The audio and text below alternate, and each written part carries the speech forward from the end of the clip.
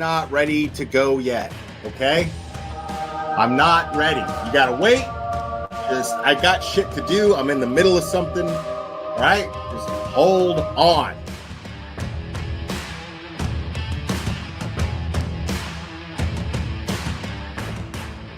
Watch your mouth or don't come in here. Uh-oh. Uh-oh. Oh, yeah, people, come on, we're adults here. You know what? What is the point? Yeah, we're adults here. I got a fucking Burger King fucking thing on my head. We're all fucking adults here, guys. People in my chat, 2 words. What are they? 2 words. Let me see the chat flood. Let me see the chat flood. 2 words. Okay, next caller. Please. Let's get into the meat and potatoes, which translate in American to dick and balls.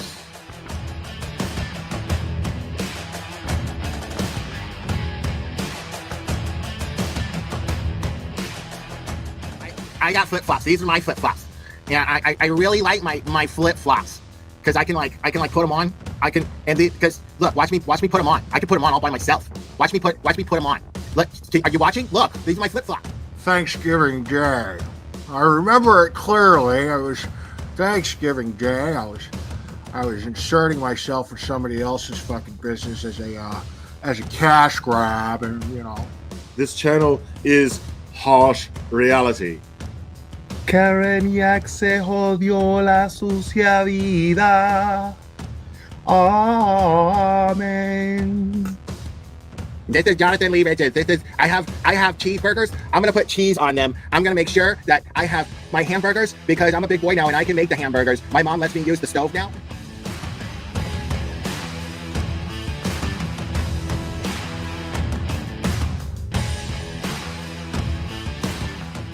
And I'm just like, wow, I like receipts, and they brought receipts. Like they had evidence to back up everything they said.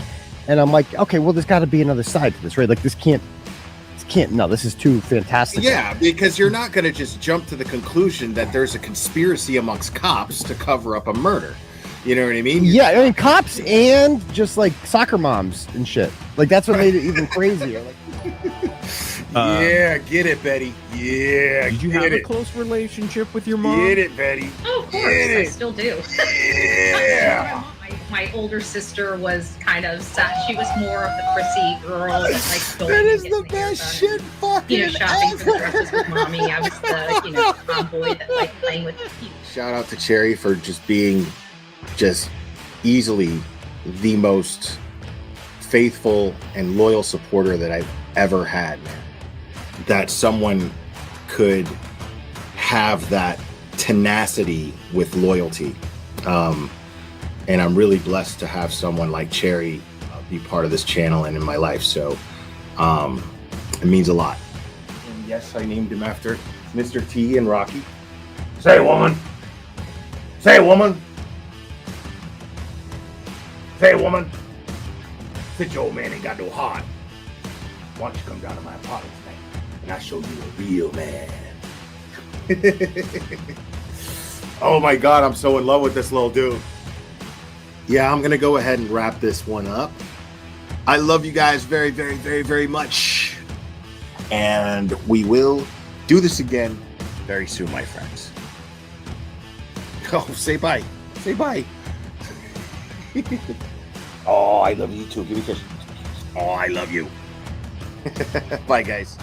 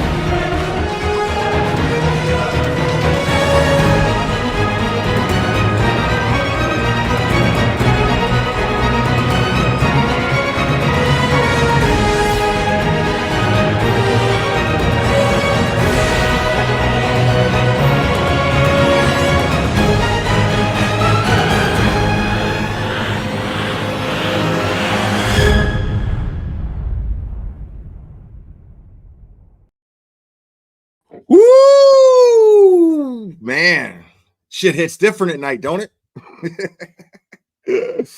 Oh my goodness, y'all. Yeah, I wasn't sure. I did well, no, I mean I really wasn't planning on going live. I but I wasn't sure if I was when I started thinking about it. But you know, I figured screw it. Because honestly, I was looking forward to a nice little evening of you know, just maybe burning one and listening to Turtle Boy. But you know, I mean, I saw a post saying that he wasn't going to be on tonight, and I thought, all right, well, maybe I'll just hang out with people, um, see what's up. Now, I realize I'm not. Listen, I'm not your daddy, okay? Um, I'm your stepdaddy tonight. Do you know what that is? Okay, I'm not here to be your daddy. Okay, uh, I'm here just to be your friend. Okay, and fuck your mom. Oh my goodness, I am feeling silly. um,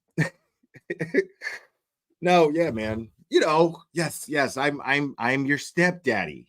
Okay, stepdaddy. Okay, is not the same thing as daddy, not trying to take daddy's place. Okay. We're different. But the thing about us is we fuck mommy just as good. Okay. That's uh anyway, guys. So what I'm gonna do tonight, I honestly have like no solid plans on what I'm gonna go over here tonight. I know I'm gonna open the phone line and see what you guys have to say because I haven't done that in a minute. And that seems like fun. It's always fun. I think we got a super dad. Super dad. I think we got a super dad. Super dad. Super dad. Super dad. Dad, dad, dad, dad, dad. I think we got a super dad. I think we got. Amy Z lighting one up with you in Michigan. Cheers. Right on. Right on. Cheers to you as well. So yeah, I think probably first thing I think I'm gonna do, I'm gonna go over something on a serious note, seriously, like I'm gonna go over something here in a second because holy I think we got a super dad. Super dad. I think we got a super dad. Super dad. Super dad. Super dad. Dad, dad, dad, dad, dad. I think we got a super dad. I think we got a super dad. IQ kid. I think that's what that says. Currently at CF McCarthy's watching while eating. Every table seems to be having conversations about Free Karen Reed and lots of pink. Right on. That's very, very encouraging. This is what we wanted, isn't it, people? Gerda K, thank you so much. Sure, I'm glad you chose to do a live 2 a.m. here. Right on. Thanks for hanging out with me. Appreciate it. So I'm gonna I'm gonna read an email. Okay. Someone sent me an email. Now here's the thing is I don't really know how like I don't even know how valid it is. I have no way of vetting it. And it's fine.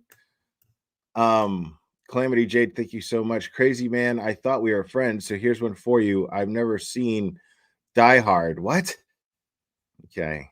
Jesus, dude. Calamity Jade. Yeah, that's really inexcusable.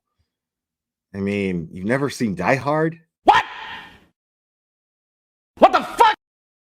Okay, yeah, this. Get the fuck out!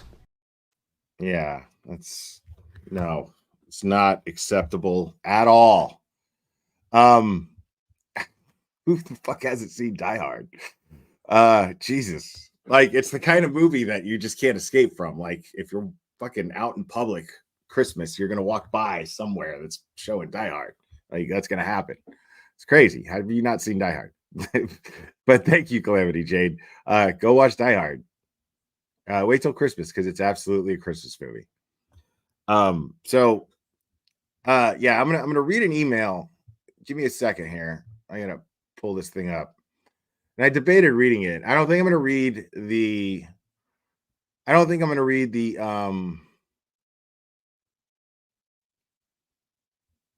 hold on. Should be, how can why won't it let me do that?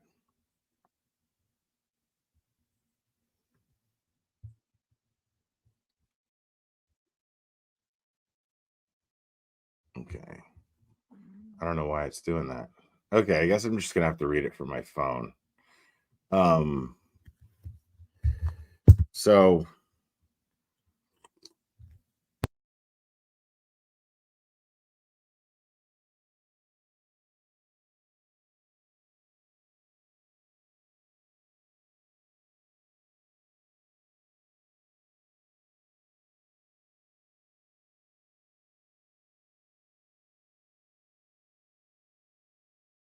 okay, so yeah, I don't know if the part addressed to me is supposed to be private. I mean, there's nothing bad in here. It's just that I don't want to, like, you know what I mean? If they meant for it to be private, I don't want to read it out loud, just to be respectful. But there's like another part here. Now, what it explains here for the most part. So the other day there was some controversy, right? In front of the courthouse in regards to people accusing Hans Gruber, thank you so much. Get with the program, bro. Exactly. Thank you. I mean, right here. Like everyone but you got this from Hans Gruber right here. Like Calamity Jade. Literally fucking everybody in this chat except you, the one person, like gets this. Gets everything implied here. Like, yeah. Yeah, you got to get it together here. So there's okay, so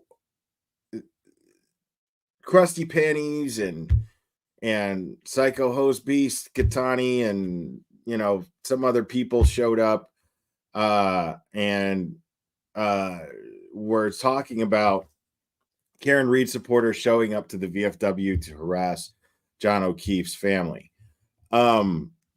So somebody wrote me this email, and they shared, let me just forward it to myself here, because there's stuff attached to it. There's like a police complaint, and there's a picture of somebody, and I don't want to show that picture because I don't know that dude. You know what I mean? That's not what I do here. So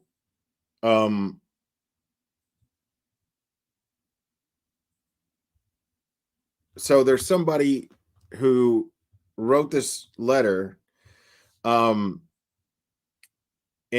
apparently the story is that if Karen is guilty of jail-able crime, I should oils be next to her. I've screamed that my husband is a fucking asshole. Okay. I have no idea what this means. And I know it's not your fault.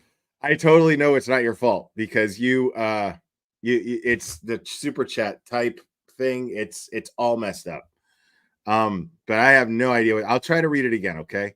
If Karen is guilty of a jailable crime, or of a jailable crime, I should oils be next to her. I've screamed that my husband is a fucking asshole.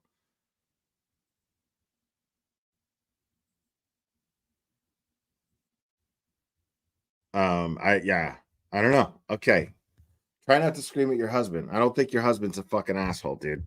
Like, if he is, then okay, whatever. I mean, it's none of my business. But, I don't know what to tell you.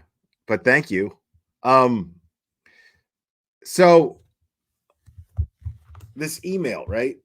So apparently somebody, while Tom was live, somebody went into some kind of panic because somebody said, hey, need help now, because they were saying Chris Albert had blocked her into the VFW parking lot, right? And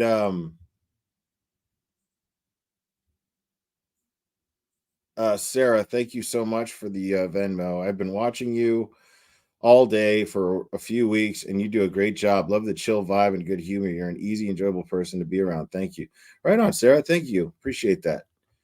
I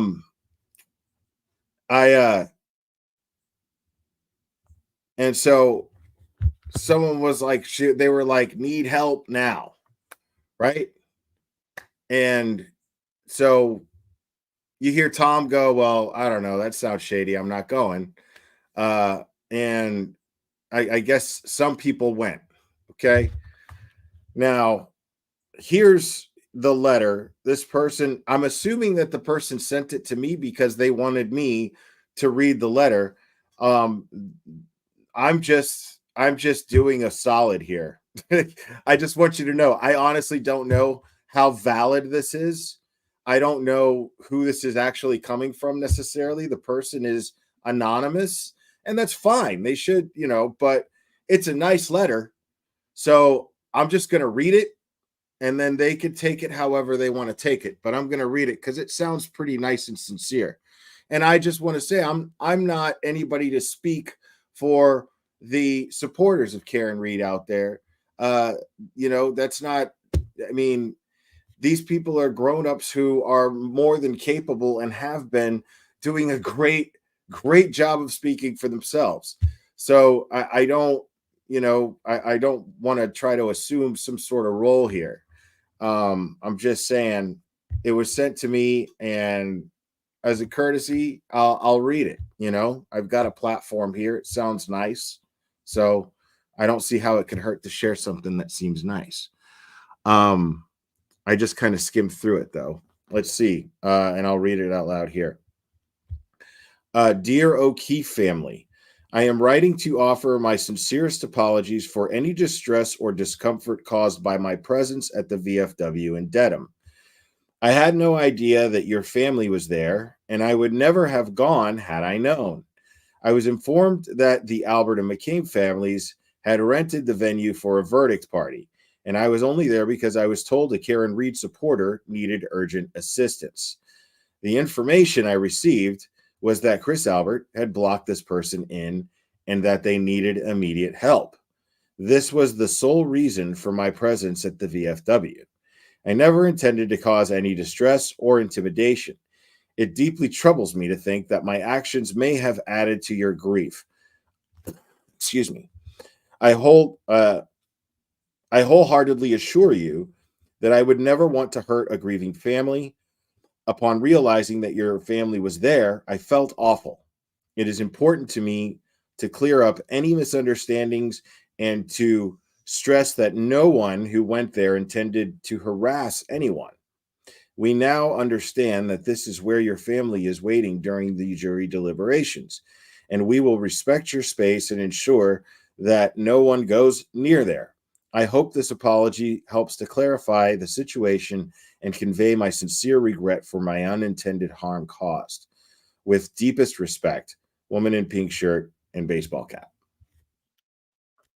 So I thought that was very nice. Like I said, I don't see how it could hurt sharing that. So, you know,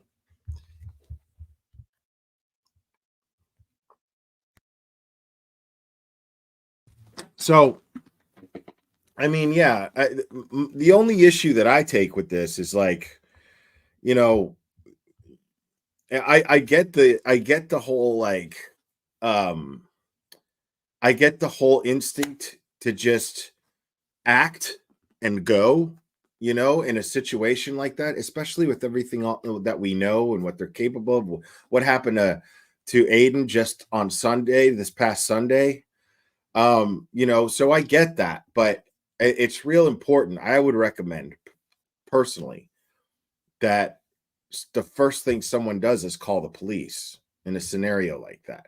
So like if you're worried about, okay, so if the situation is, okay, Chris Albert blocked this person in and they're not letting them leave, well, then you call the police. And then, I mean, if you want to go over there, you go over there. I wouldn't recommend that either, but I also understand it, seeing as how everything has gone down, and seeing as, and I understand the natural and what's the word I'm looking for? Valid. The valid argument is, well, Chris Albert owns the cops. He runs the cops. These people hate us because Michael Morrissey runs every law enforcement agency in the county. So, but the thing is you got to do it so that it goes on record, so that there's at least a record of it. No matter what happens, you called the cops. There should always be a record. You should always be trying to create a record in any type of interaction that you have with any police officer in this situation, with anybody. You should be, anybody official. I would make a record of it in some way, shape, or form, especially in a potentially or possibly volatile situation like that. Like, you had to know you were possibly going to face some confrontation by going over there. So I would just recommend, like I said, and I get the whole instinct to just act like, okay, somebody is in trouble. One of us is in trouble and it's not right. And you want to help, but just call the police, call 911. All I ask, just for your safety,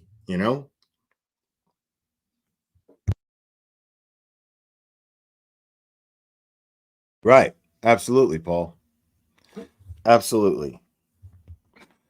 Let me see if there was a couple of things.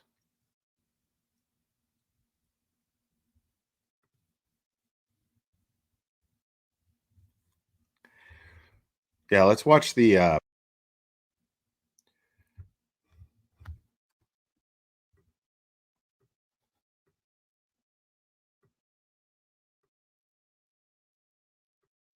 WBZ's Paul Burton spoke with community members torn as the jurors rest for the weekend. I do know that there's a lot of division among the people that live in the neighborhood around there. While jurors for the Karen retrial are at home resting after a long week of deliberations and with still no verdict, residents are beginning to wonder if this case will end with no unanimous decision. Oh, I would hate to be in that jury. I mean, that's so hard. Hard, as well as the talk of the town, with supporters on both sides speaking out on busy side streets, in their homes, and at supermarkets. Well, everybody's talking about it. I mean, that's the topic, no matter where you go, who you see. On Friday, the jury did not reach a verdict.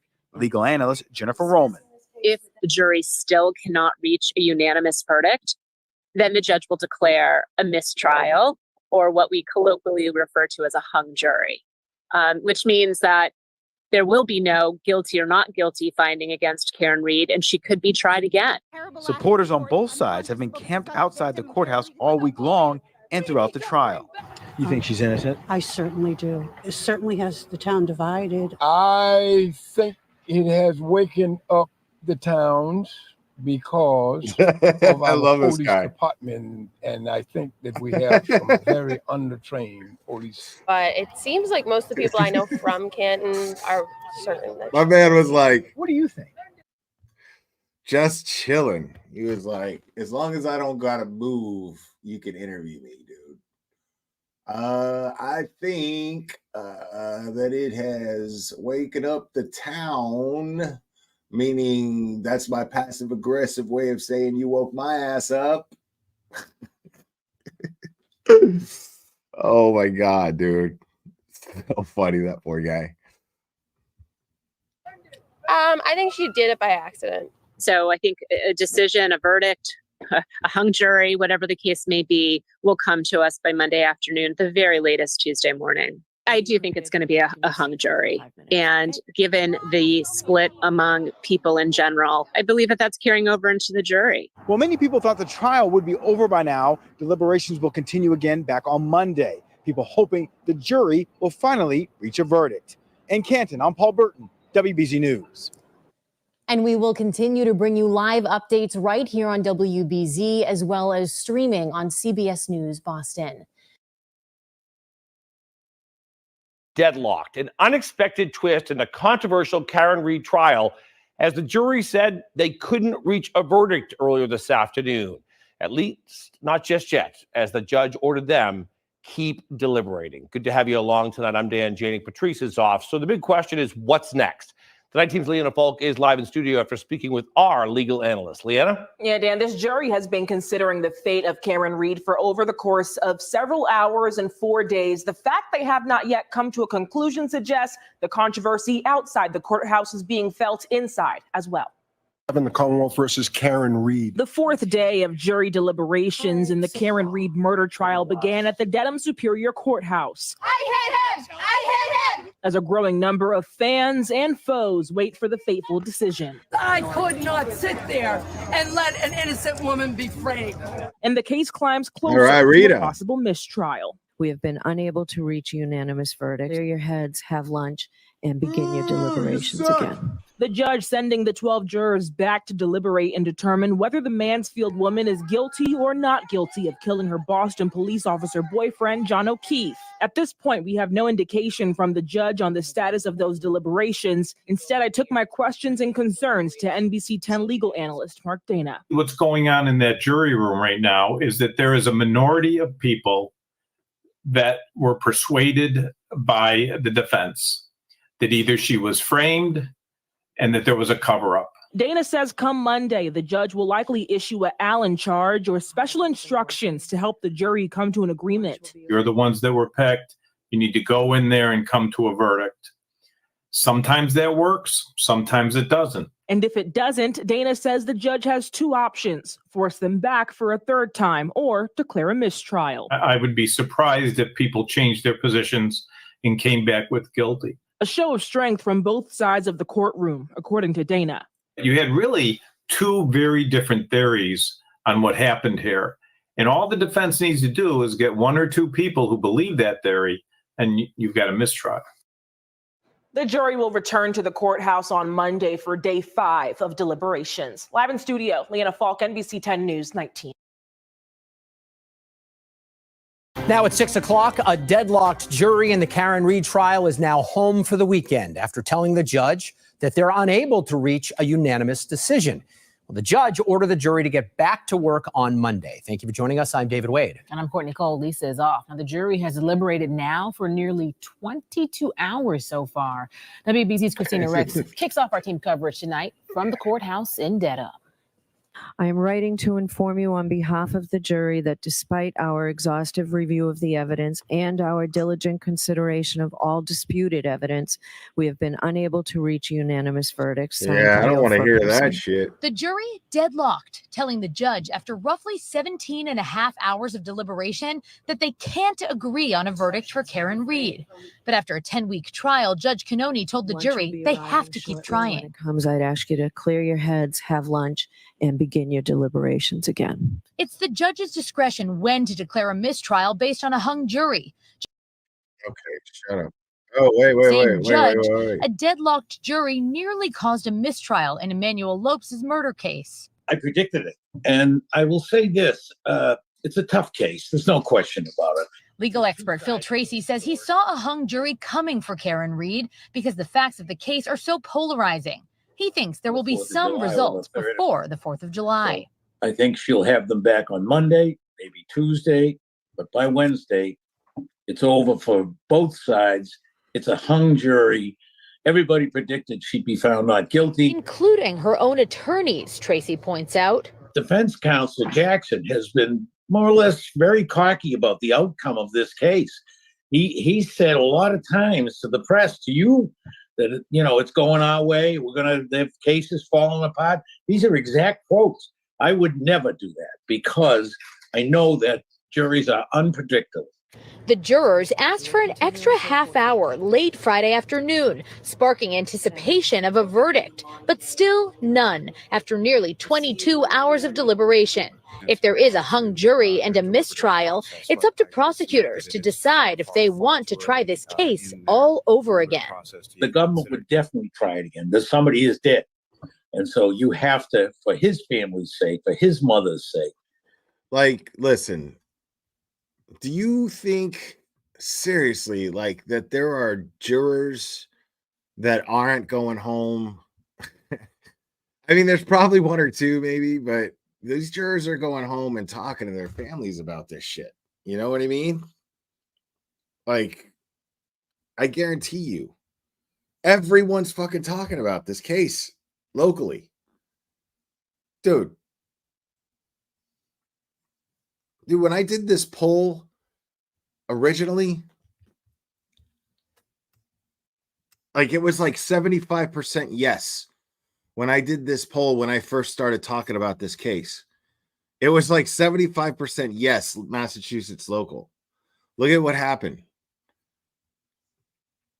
It's 57%. I mean, even still, half of the audience, almost half of the audience is local Massachusetts. You know what I mean? Like, these people give a shit about what's going on in their community, you know? People are upset, and rightfully so. But now the world is watching, which is exactly what the people there wanted. And it's beautiful. For his children's sake, you got to go back and try it again. And Karen Reed and her team of attorneys have avoided news cameras and questions from reporters for the last 2 days, which is really a shift from how they've been over the course of this entire trial. The jury will be back at 9 o'clock Monday morning to continue deliberations. They could either reach a verdict, come back and say they're deadlocked again and get a special instruction from the judge. But if they come back deadlocked for a third time, that could mean a mistrial. In Dedham, Christina Rex, WBZ News. Christina, thank you. We've done.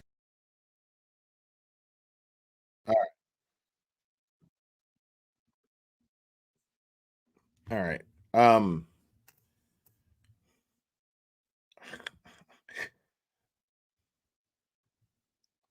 Sorry, give me 1 second here.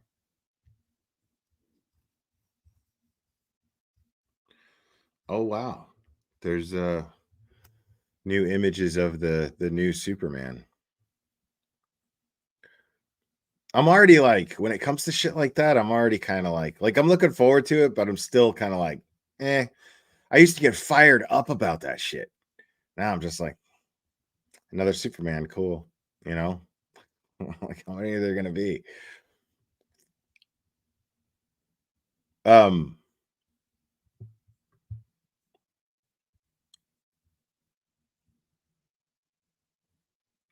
gonna see this. Hold on.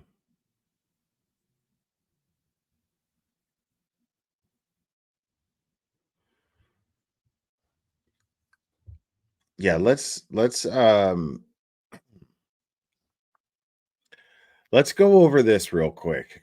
This should be interesting. There's I guess this guy's a body language guy. He doesn't have many subs, but Sleuthy Goosey talked about him on Twitter. So let's go over this. I'm gonna share here.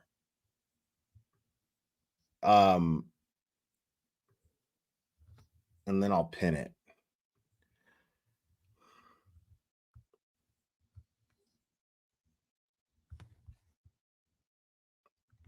Oh, dang it. All right, I know what to do.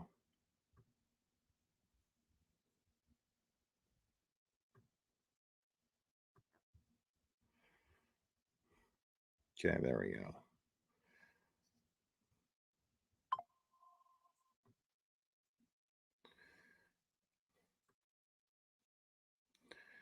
So there's this guy, right? Sleuthy Goosey talks about it, but he pretty much really like he breaks down Jennifer McCabe's testimony. So I'm gonna check it out. This live stream or this video that I'm going over right now, the link is pinned in the comments. So give it a like. real quick and then come back, please? That would be really, really great. I guess the guy's name is Sergio Donato. Jen McCabe confesses Karen's innocence. Okay. I'm interested. Let's see. I guess Truth Revealer. Okay. After that SUV was gone, and you looked out that window with that clear and good view, there was no body, was there? I never saw a body. Thank you. I wish I had. Sounds like that's a little rehearsed. Not at all. It's not at all. I'll let the answers. Hey, everybody. Welcome back to Truth Revealed. I'm your host, Sergio Denaro. And today we are going to continue to take a deep dive look into the Karen Reed murder trial. Today we are going to be analyzing Jennifer McCabe's statement. So a little bit about me before we get started. I'm a former human intelligence collector for the U.S. government.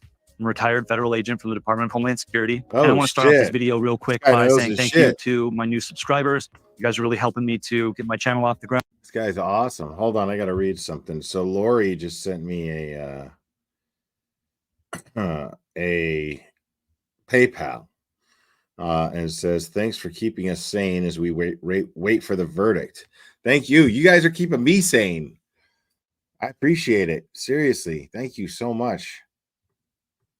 The ground. One thing I have learned from these first few videos is that my normal process, the way that I go about analyzing a statement, doesn't make for a good YouTube video. It complicates things. I'm new to creating videos on YouTube, and I'm still learning how to Wow, you're good at it, bro. It's like that shit is top quality. It really is. I'm not even lying. He's got like that really like easygoing music right there. Makes him sound really professional. And the background and everything just looks very, very friendly doctor's office kind of psychiatrist office, really. But yeah, Emily says, I watched all that guy's videos earlier. He was a federal agent. Now he's new to YouTube. Very informative videos. The ones about Higgins and Brian Albert are chef's kiss. Gotcha. All right, well, let's check this guy out, man. And his channel is pinned to the top. So if you guys aren't familiar with him, please click on that live stream, give it a like, or not a live stream, but on the video, give it a like and subscribe to his channel, please.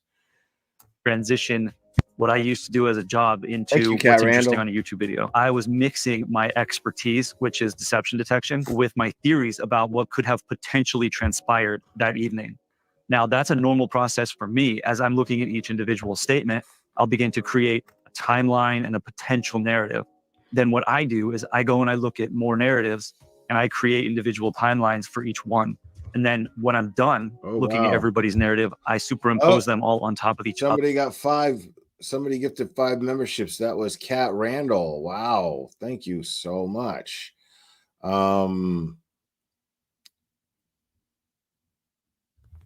Let's see. We're the lucky folks. Suzanne Marie, White Paint, Lisa Finnegan, Lady DI2, and Mary. Congrats, guys. Thank you so much, Kat Randall.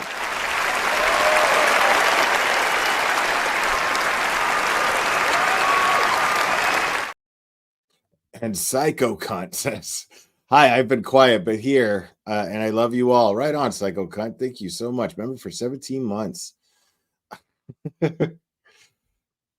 Other, and I mark where I know the truth is, where I know deception is. I mark what the real evidence is, and I get this overlay that creates one truthful timeline of events. Oh that my goodness. Lady DI2 gifted 5 memberships as well. Oh my goodness. Was Lori Jean was gifted a membership. Mindy, Jen Shepherdson, Sushi, and Magnolia Gypsy. Fantastic. Thank you guys so much.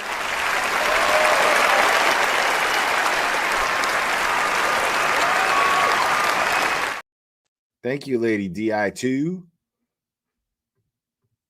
Come across well in my first video. So what I'm going to do is I'm just going to walk through the deception so that you know crystal clear in your mind what is truth and what is deception. And then at the end of the video, if I have an opinion on, oh, this may have happened, having not seen all the evidence, because I only look at the evidence that's pertinent to that witness, then I might throw in a section at the end and title it on the video, my opinions or, my theories of what could have happened based on this person's testimony. That will help you if you overlay all those at the end when I'm done looking at all the witness testimony, but it can confuse you, or if you've already looked at other evidence, you'll know that certain things are wrong. And I understand that. So we'll jump into this looking at Jennifer McCabe's witness testimony. I'm going to start out by telling you what I'm looking for. Yes, and then we're going to go through and analyze that. To begin this analysis, we're going to be looking for Jennifer McCabe's baseline. That means her demeanor, her linguistics, meaning her tone of voice, her cadence, her rhythm, the way she talks. We're going to get a baseline for all of that in the beginning. The way that Attorney Jackson asks questions is very good for that. I'm sure it's purposeful, because it's a lot like a polygraph exam. Once we have that baseline, I'm going to look for verbal anomalies and linguistics anomalies, as well as micro expressions and body language. When it comes to getting a baseline is a technique that's taught in polygraph. There are irrelevant questions, which are questions that everyone knows the answer to. What is your name? What's your address? Things like that are irrelevant to the case, but they help to establish that baseline. Then there are questions that are control questions. Control questions are where you get the subject to lie. You know that the subject is lying about something. So you purposefully set up questions that are going to get that type of response. You don't actually care that they're lying. So on the stand, the attorneys aren't looking to charge the witness with perjury at that point. And in a polygraph exam, you're not going to say, you're lying here, and you get to see that. You get to baseline what it looks like when a person is lying. And that is called a control question. So I'm looking for irrelevant questions in the beginning, and I'm looking for control questions. Once I see those control questions, I get some indicators of what it looks like when they're lying, and then we will use those indicators throughout the rest of the statement. And I call that a deception tag. So people like to use certain phrases. There's certain phrases that comfort people. It's a different phrase with everybody, but it always falls within that realm of deception. It's never going to be something like rainbows and unicorns, and then they lie. It's not a random word. There are different indicators of deception. Different people will choose different indicators of deception that they like to tag their deception with. So that's what we're looking for. So let's go ahead and get started. Before we start talking about Jen McCabe, I do want to mention that her statement is riddled with deception. It's almost deceptive from start to finish. And you don't have to be a trained observer to notice that. No, you don't. Her statement it's just deceptive all the way from the beginning to the show. end. There are some It truthful doesn't wanna statements, say shit show. relevant truthful statements, other than the irrelevant questions in the beginning. And I will point those out. And they are far more helpful than finding the lies and the deception, because it's very clear that she's lying. She's trying to not give away certain information. If you feel like, as I'm going through this, it looks like I'm just finding any possible deception indicator and just tagging it on everything she says, it feels like, wow, anybody could say anything and you could find an indicator there. That's not the case. Right. It really is the case that she's lying in almost everything from start to finish. He's like, I'm Not all trying to statements are going fucking look tell like this. you. Her statement is She's a tore fucking up, and liar. It comes out that way. Just keep in mind that She said this is an her extreme statement example is of tore thing up. from start to finish. Not all statements really is the case that she's lying in almost everything from start to finish. Not all statements are going to look like this. Her statement is tore up, and it comes out that way. Just keep in Tore mind up from that the flow this is an up. extreme example where Jennifer McCabe is being cross-examined by Attorney Jackson, and he is asking pertinent, difficult questions almost from start to finish, and she's lying about almost everything. So, not to spoil it for you, but I just want you to be aware of that. Dude, this There's guy's a all lot of fired up. indicators going through this, and we just have to use this as a teaching tool. All right. That being said, let's just go ahead and jump in and get started. Jennifer McCabe on this. This guy is just, you can tell he's just the nicest fucking guy in the world. But the fact that she's lying so much is just fucking infuriating to him. Like, he's boggled by it because he's so good at detecting liars and he's so smart that he's just kind of like, I don't understand. The poor dude is just like, I don't understand how somebody could just like sit there on the stand and just lie like constantly, like the whole time. This guy's great. On the stand, we got Attorney Jackson asking questions. We're in the baseline section here where we are going to be looking for what truthful answers look like and what deceptive answers look like. So I'll be notating those. Did you say specifically, you're coming with me? No. Okay, so I'm not going through every single question here. There's a lot of one-word answers. I'm cutting through that stuff just enough to give you a good baseline of what we're looking for. Did you say specifically, you're coming with me? She says no. So in her mind, she can just definitively say no if even one word is wrong. That's an important note to make here. And then he says, you didn't say that. And she says, not exactly those words. What exactly were the words that you used? She says, I said, why don't you come with me? So you asked Karen to come with you in your car. Yes. Sure. Did you believe it was important at that point to ask Mrs. Reed to come with you, which would separate her from John O'Keefe? She says, there was never any idea of separating them. Never is always a lie. Wow. And I hate to use always or never, but I've yet to see the word never not be a lie. Unless it's in a question, you can set up a question This guy is with awesome. the word never. The word never is a very, very strong indicator of deception. So I highlighted it here. Whenever this guy, dude, you gotta love that shit. Like this guy's whole fucking his job. Like he's a certified badass at going like this. Oh, that's bullshit right there. That's fucking bullshit if I ever saw bullshit. This guy's so much fun. Thank you, Chantal Caesar. Didn't even know I needed this today. Thank you, Will. Yeah, me either. I appreciate it. This guy's so much fun. I love it.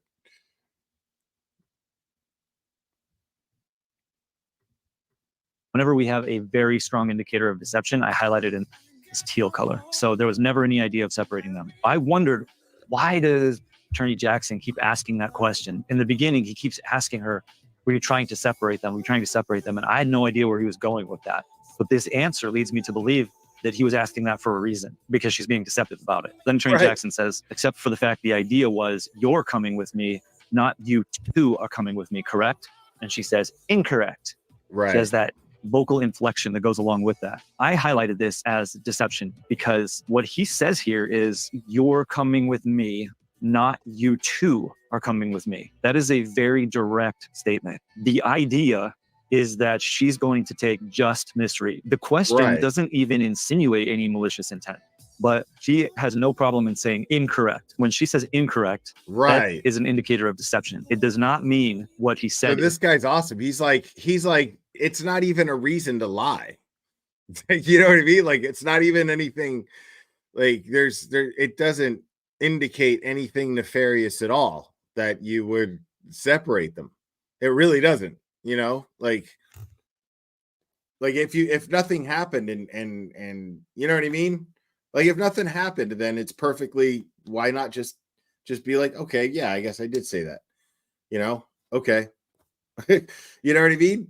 So like just the fact that she's lying there, like this guy's saying means that she's covering something up, absolutely covering something up. This guy's not even pulling his punches about it. I mean, he kind of is because it's a YouTube channel that he wants to grow. You know what I mean? But like, you know, when he's reviewing the testimony and shit, and Jennifer McCabe sitting there just like, you know, like he's sitting there looking at her and then he's going, that was bullshit right there. Hold on. Like, you know, he's all chill, like we're looking over this testimony and be like, yo, this bitch is full of shit. Oh my God. Like, how fucking stupid. Like, basically acting like me on YouTube. Behind the scenes, he's doing the same shit. I guarantee it. That is incorrect. Then he says, please answer yes or no. By definition, your statement to her, you come with me, would separate her from John. Jen McCabe says, would not, because we were all going back to Fairview Road. This is her way of being obstinate and which is fine because, again, this is our baseline. So we're seeing what it looks like when she's trying to prove a point and she's not allowing the question to be answered directly. There's a mentality that goes along with that. That's what we're picking up on here. And this is great. Thanks, this is a buddy. control question for 6 us. months. This Right allows on. us to see what it looks like when she's deceptive. She uses the word never, which is common. Almost everybody does that. And she uses the word incorrect. So not everyone does that. That's sort of unique to her. Then she does that negative statement, would not, and then the explanatory statement, because. Then she says, we were all going back to Fairview Road. So that's her little. Yo, who right now? Hold on. Let me make a poll here. I'll let this guy keep going on. Rationalization of why she's lying or why she's being deceptive. Okay, but at that time, your idea is to bring Karen with you, separate and apart from John. He still has to get an answer to this question. Then she says, we were waiting. We were waiting for John to come out. And I said, why don't you just come with me? It was innocent. Now we can see implied guilt in here. Everyone knows that the defense attorney is going to try and get the witness to say something that's going to exonerate his client. What this shows us is that a witness does not want the defendant to be exonerated. You have to ask yourself, why is that? You have to keep that in mind, because a witness shouldn't have a motive. A witness should just be a witness. When a witness has a motive, that is extremely important to us as the interrogator / investigator. We are not bound by the rules of a trial. We are bound only by common sense. When we know something and we see something, we don't ignore it. We know that there's an element of guilt and that there's a motive here. And we have a couple indicators of what it looks like when she's lying. About Mr. Higgins on Friday, you saw his vehicle when you got to the scene, correct? Yes. And you said that it was pulled up a little bit from the front of the mailbox, correct? Yes. Then he says, that's quite a bit of detail about where that Jeep was. Would you agree? And she says, no, because. So you have a negative statement followed by an explanatory statement again. Then she says, I drove down the street and I took a left into the driveway and there was a Jeep there. She gives an explanation. And if you allow yourself to believe her explanation, then you miss the point, because she is being deceptive here by saying no. The question was, that's quite a bit of detail about where the Jeep was. And her answer is no. And then she says, essentially what she's saying is, yes, because I drove down the street, I took a left and the Jeep was right there. So she's actually saying no, when what she means is, yes, that is quite a bit of detail, but here's why. She is being confrontational and saying that everything that he's saying is wrong. And that's pertinent. We now know that we need to look at her statements with an eye for, is she simply trying to contradict? She's a contrarian. And is she simply trying to contradict everything that he says? Okay, that detail obviously stuck out in your mind. That's a rephrasing of it being a lot of detail. And then she says, it did. So now we have confirmation. This is going to happen over and over again. She's going to lie, and I'm going to point out the indicator, and then the question is going to get rephrased, and she's going to answer it differently. And you'll get to see exactly that indicator is actually an indicator of deception for her. That detail obviously stuck out in your mind. It did, because I was wondering whose Jeep it was. And I wrote on there confirmation of the lie. So this confirms. And make sure to sub to this guy and lied hit in the question like above when she on said this no, video. because here she says it did, yes. Please. And then she says because. Now we have confirmation that when you see this neg plus explanatory statement, that's a lie. And it usually is, but we like to get that confirmation. I want to see confirmation that the indicators actually are indicators of a lie, not just indicators of sensitivity. Did you discuss that detail with your husband at any point? Not sure. Okay, so there's no I. No I is a lie. If she's not committed to what she's saying, then you should not be committed to what she's saying. Wow. So did she discuss that detail with her husband? I Not love sure. the way how, aside from the fact that I love how he breaks down why they have these conclusions. You know what I mean? Like, he's sitting there and explaining why they come to the conclusion. If there's no I when she's saying not sure, if she's not saying I'm not sure, but she just goes not sure, he says if she's not committed to the sentence, well then it's a lie. You know, I mean, it makes sense. Like, it's crazy how he's saying that. Like, I mean, but I don't want to start going around calling everybody a liar every time I catch them doing that shit. You know what I mean? Like that's gonna fuck up everyone's social life if they listen to every single word that this guy says and takes it too seriously. Don't do that. This is fascinating and it's interesting. I'm saying you got to understand he's describing somebody who's sitting on the stand who just took an oath to tell the truth. It's a whole different story of like, don't go around and apply this shit to your waiter when they're like, yes, it'll be right out in 1 minute, you know, be right out or you'll be right out. See, you didn't commit to that. And that tells me that that's a lie. What's your name? I'd like to speak to your manager. See what I mean? Like, don't do that. Let it be. That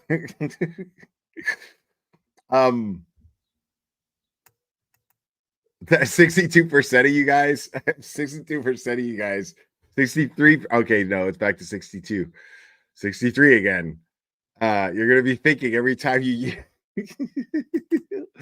overthinking every time. Think about that shit, dude. So far already, this guy has got me like, because normally, and this is no disrespect to Susan Constantine, we did the fundraiser thing that Nick set up, man. It was cool.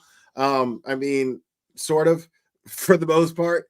The live itself was good. And I really enjoyed her insight. I did. I meant it when I said it, and I still do. But the thing is like this guy's going into a detail as to like why they come to the conclusions that these certain ways of wording things are. Now she was talking about body language, totally different thing. He's talking about the way she's wording her sentences. So this is very interesting. But like this is just, this guy's got a different style because he's like telling you why they come to these conclusions. It's fascinating.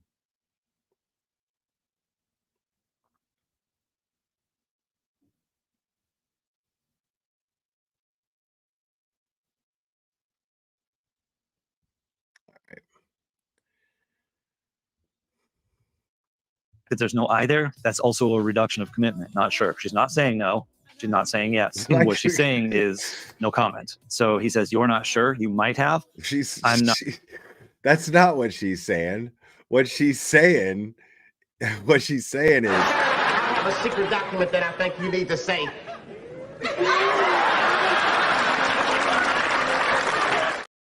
That's a little more accurate, my man. This is, I mean, yeah, dude, like now, anytime I say never, I'm going to be like, fuck, is this person going to think I'm a liar? Like if I just smoked or something, I'm going to go down a whole rabbit hole of what this person thinks of me because I just said never. You know what I mean? Like I let it slip. I don't want that to happen. That's totally some shit that I'm absolutely capable of too. If you want a glimpse into my mind, that's exactly what I'm absolutely capable of. Just sitting there and going, fuck. I am, yeah. I have the worst anxiety. I have the worst anxiety. And I overthink shit so much. Psycho Cunt, thank you so much. Should I change my name to Whack Job Cunt? If you want. Thank you. Appreciate it. Oh man, yeah, it's dude. That's what I'm saying. This guy just gave me a fucking complex because I feel like I use the word never a lot. And I don't lie. At least I don't think I lie. I never lie. What? Oh, I'm not sure. I'm not sure if I said whose Jeep is that. So now she's qualifying it. This is just textbook deception. First, you get this reduction in commitment, and then you get the qualifying statement afterward. So I'm not sure if I said whose Jeep is that. You got the I here because now she's able to qualify it, and she's able to very specifically say, I didn't say whose Jeep is that, which means she might have said anything else, literally anything else other than those exact words. And you know she's a stickler for words. And then he says, no, I don't mean that. I mean, between then and now, have you and Mr. McCabe ever discussed where that Jeep was, your memories of where that Jeep was? That's a very specific question for her, and this is still early on, and she's still having a hard time lying. Thank you, So Amy as a and witness Amy and Bob. lies more and more, they become more comfortable with it. And she says possibly. That's a very clear indicator to us that the answer is yes. He says, you're aware that he put the Jeep in the exact same place that you checked. Are you aware of that? Now I'm going to play a video clip of this because this is crazy. You're aware that he put the Jeep in the exact same place that you did. Are you aware of that? That dude cut himself off a little too early. It was like, I'm going to play this clip. Because it is just great. Fantastic. Like, it actually worked for the video. Like, I love it. This guy is fantastic. Like, make sure, guys, to like his video, please. And subscribe to him. Because, like, everything he's saying is, like, so on point, too. Jen McCabe is lying to protect her daughter. Absolutely. Yeah, totally. Of course. And Colin. I am. Oh, wait. No, excuse me. Repeat the question. You're aware that he puts the Jeep in the exact same spot you just put the Jeep, right in front of that mailbox. Right? I know he knows where the Jeep was. I'm not aware what he said in here. This is fun to watch. He says, I am. Oh, wait. No. Oh, what? Excuse me. Repeat the question. So she gets flustered. That tells us a couple of things. So my note here is verbal linguistics indicate panic in this statement. So she accidentally answered this question truthfully, and that created a panic in her.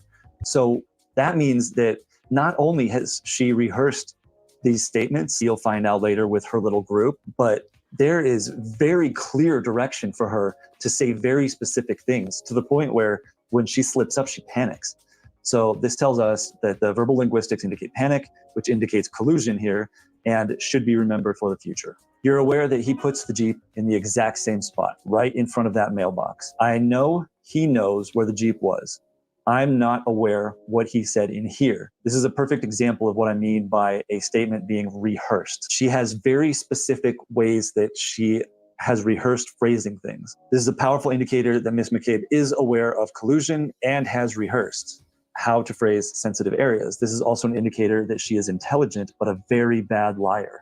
The reason I wrote that in here, I went back and added that later so that I would be sure to put that in the video here, because Jennifer McCabe comes off throughout her testimony here as a dummy. What she wants you to do is label her as a dummy and then disregard everything that she says because of that. What did I say, dude? What did I say? I said that shit while she was testifying. She's playing this game of trying to convince everybody that she's dumb, but she's also got a complex of it.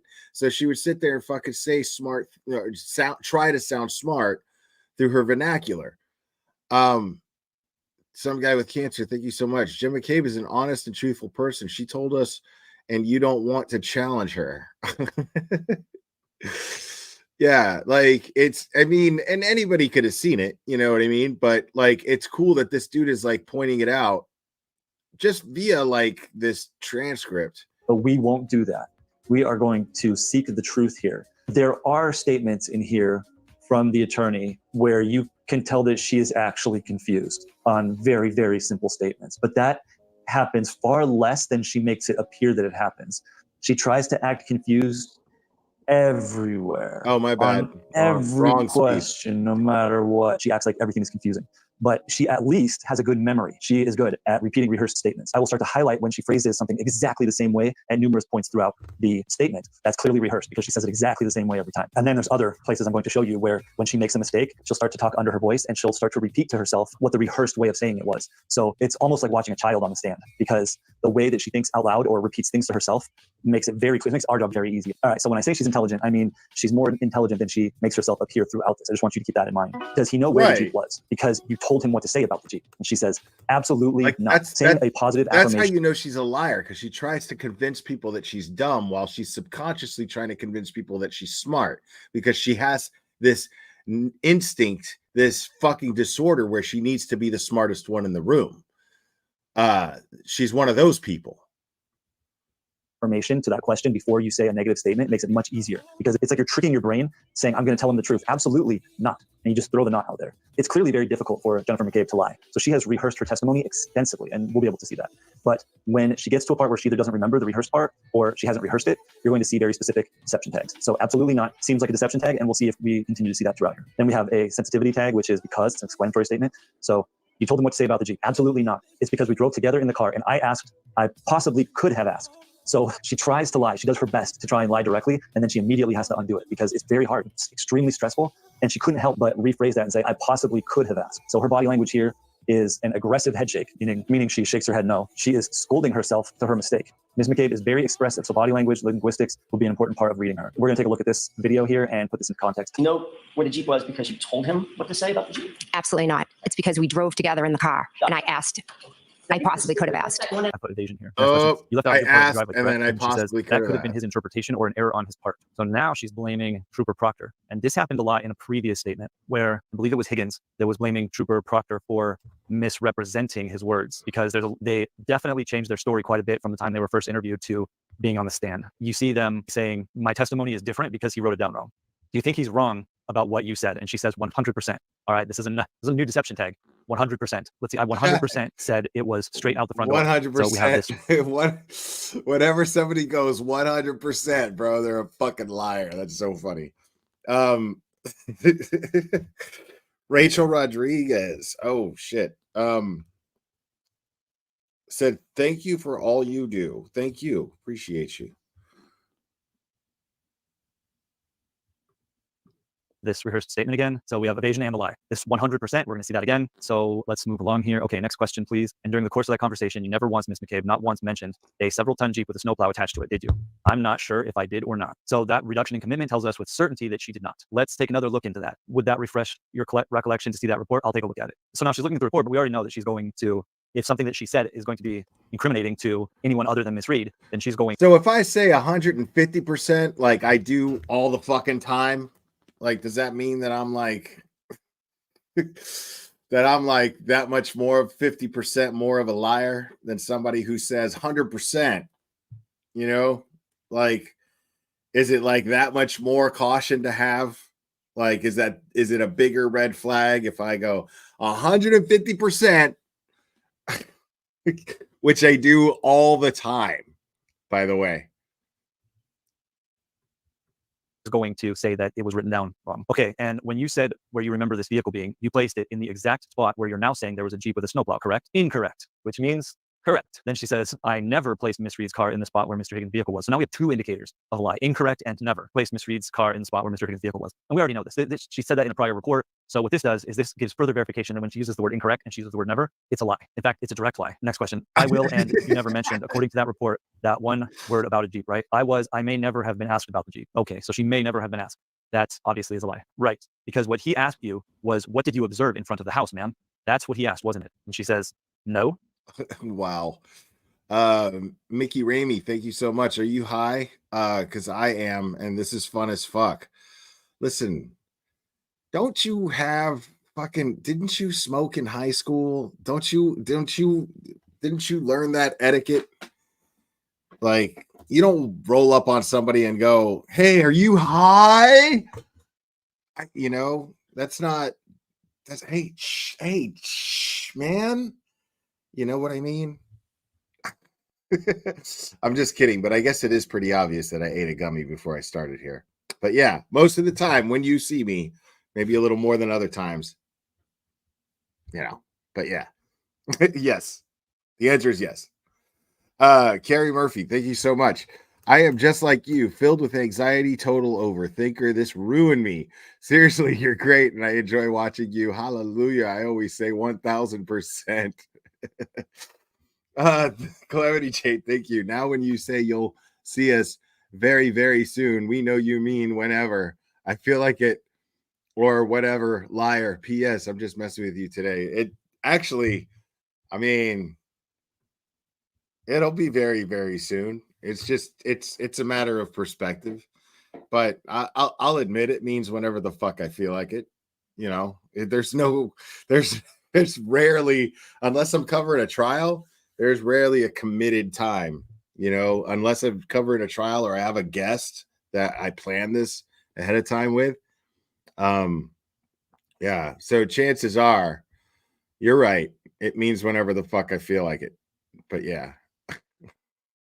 She asks it as a question. So she gets that vocal inflection, which is another indicator of deception here, which tells us that that is a lie. I usually highlight deception tags in blue, but I'm just gonna go ahead and highlight that right now. And you said, I observed her car by the mailbox. Yes or no? It's not in the report. I don't recall if he asked me about God, so Jim she's Jerry clearly Gunn. told to say, I don't recall. Gifted 10 memberships. Holy Jesus. Should I read them off? I'll read them off. Lord TZY, Marie the Manaya. Oh, some familiar names. Gabby and Mara, Amber E, Amanda Murray, Lori Life 360 for the win. That's her name. I didn't pronounce her a winner of anything. I'm just saying. I mean, she kind of was, but I didn't know more than anybody else. Like, she's special, self-proclaimed, bro.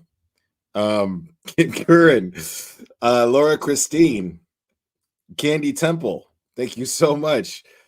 Right on, Jim Jerry Gunn. I appreciate you, buddy. I don't recall whenever she is lying. She started to say, I don't remember. Wait. We got to give Jim Jerry Gunn the proper. Clearly told, don't say I don't remember. Say I don't recall. And now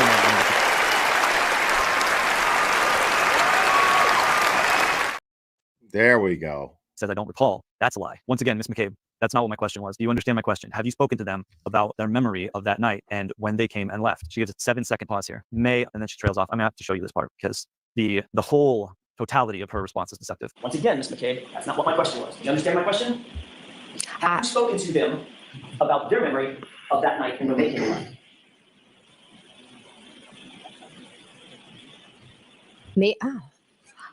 They have not shared with me when they got there or when they left. In the 2 years or 2.5 years. They have not shared with me when they got there or when they left. She gives a one-sided shoulder shrug, which is an indicator of a lie. They have definitively discussed this with Chris and Julie, and it's very important. So again, I cut out some of the questions so that we're not here all day, but that was what was asked here. Once again, Ms. McCabe, that was not my question. Do you understand my question? Have you spoken to them? When he says them, he means Chris and Julie. Have you spoken to them about their memory of that night and when they came and left? So she has. But not only is this a lie, but this is a very important lie. So this is something that you want to mark down and try and figure out what is the truth here. She is very sensitive about this topic, and it's very pertinent. So this is one of those cases where we learn that not only is she lying, but this is very important. So there are important lies and there are less important lies. This one's a very important one. And remind me, Chris and Julie Albert are in fact Colin's parents, correct? At some point, you become aware that your daughter Allie was involved in this matter too, to some extent, correct? Yes. You know that your phone was extracted. Yes, I handed it over. And you know that your daughter's whereabouts were revealed based on data on that phone, correct? She doesn't do that a whole lot. She doesn't say I, but she does do that here. That is not how I became aware of my daughter's whereabouts. And the reason you said that is because it's accurate in your experience and it's reliable. Is that right? He's talking about the app that she uses to track her daughter. It's a good tool, but it's not always accurate. So again, she has that contrarian mentality here where she's going to argue every single word. So she doesn't want that app to be used against her. So now any place where she can possibly undermine the credibility of anyone here, she's going to take that opportunity. She says it's a good tool, but it's not always accurate. This means that it is accurate and that it is going to reveal information that is extremely important and detrimental to Ms. McCabe.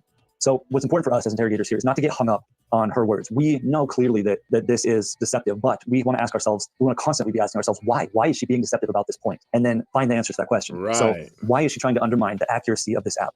The accuracy of the app is actually not in question. It's just because her opinion is that it's not accurate, that's not relevant. So this question is a setup, actually. It just helps us to verify that she's trying to undermine this process because there's objective evidence on how accurate the app is that is completely unrelated to Ms. McCabe's opinion. So what this tells us is that she's trying to undermine the app. And that tells us that we need to focus heavily on seeing what information that app brings out, because then she's going to say that's not accurate. She's hiding it. But you said when you testified in front of the grand jury that it's accurate. Okay, so there's a bunch of questions about that. And that's not pertinent because it doesn't matter. Her opinion on this doesn't really matter to us. I mean, that matters in court, but it doesn't matter to us. Correct? You did say that. Yes, okay. That's after a bunch of questions. But so where did Allie go? Oh my goodness. Erica, Jen is the leader of the Real Housewives of Canton. Her marriage is boring. Her life is boring. Being the town shit starter gives her life. I mean, that's the story of every asshole that's just like her, isn't it? You know what I mean? Like, it's like the same fucking story everywhere you go. Like, every fucking neighborhood seems to have one to some degree, like from like level 3 to like level 10. You know what I mean? It just depends, you know. But every neighborhood has one, you know, just depends on how bad they are.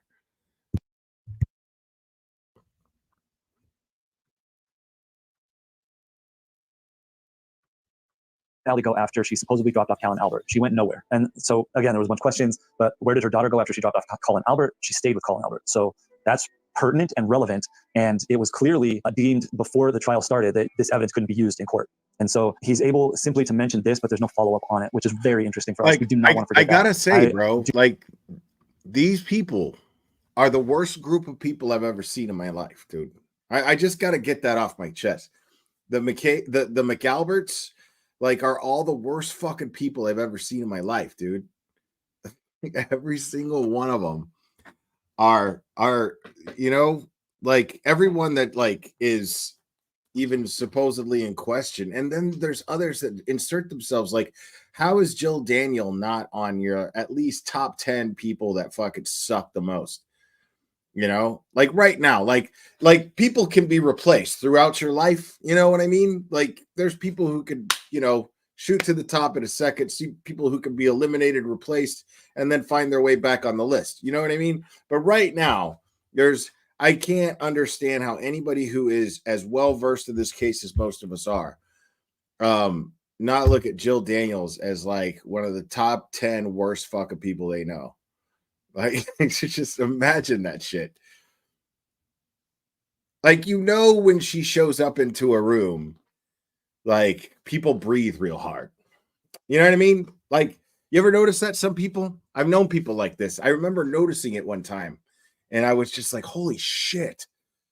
And then like I catch it every time now, right? She's one of those people. I guarantee you that the second that she walks into a room that has a bunch of people in it, everyone sighs. You can hear everyone breathe out. You can hear everyone exhale because they just, right, soul sucker, little Irish girl, soul sucker. You know what I mean? Energy sucker, bro. Like energy sucker, dude. Just, you know, just bad. You could just tell. Like, I bet if the McAlberts are watching me right now, I bet you anything that they're looking at each other like, yeah, that shit is true. You know? Everyone's wondering, like, he fucking pointed it out, man. And whenever fucking Jill walks into a fucking room, I feel like my fucking heart is crushed. I feel like I'm on a fucking roller coaster and I gotta breathe out. It's fucking cock shucking shit. Dreamer, thank you so much. Mr. Gummy Glarer. I know this is off topic, but did you discuss the Limey Bar throwing out the Alberts from the bar in Norwood? Seems like we should raise money for the Limey Bar. I'm not aware of that. I don't even know the story. Buzzing for Truth. Thank you. For Will Giggles. Thank you. Just Joe, thank you. JD is flying monkey of the McAlberts. I mean, but I'm saying, you know, like, there's no way. Like, the way that she got out of that car and attacked Turtle Boy just showed that this is someone who is going to get offended at every single fucking thing that somebody says. Like, that's what I'm saying, is they know what's coming. Whenever she walks into the room, everybody in the room knows what is amiss, you know? Like, fuck. And somebody in their head is going, I'm gonna say something that's just fucking everyday shit, and then fucking Jill's gonna fucking lose her shit all over me because she's gonna take some shit the wrong way because she's gotta be confrontational. Like, that happens in that family, I guarantee it, bro. Jill, nobody fucking said that.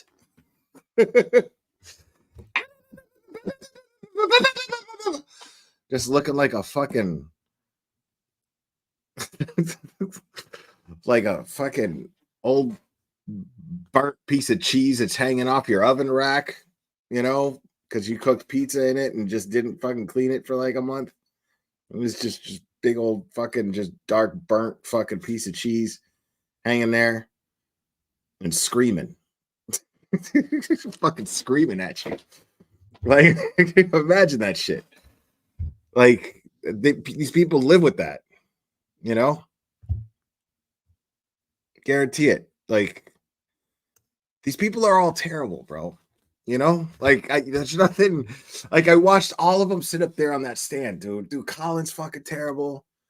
Brian Albert is just stone cold, dude. I believe that dude just is just fucking cold, dude. His eyes have no fucking window to them, dude, at all. You know? I mean, these are awful fucking people, bro. I'm not like there's no way to even sugarcoat that. Like these are like, and then you've got Proctor who's just a tool, just a not even, you know, not the useful kind. Not the useful kind of tool. Like he's just a fucking tool. Like who talks about fucking women like that, dude? Who the fuck does that shit? What kind of cop does that?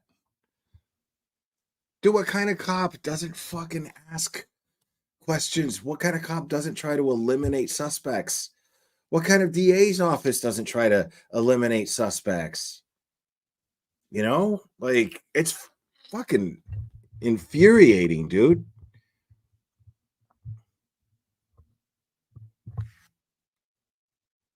And just watch these people. Like, come on, you're gonna tell me that these people showed up with the O'Keefes on the first day of jury deliberations, and that was just a coincidence?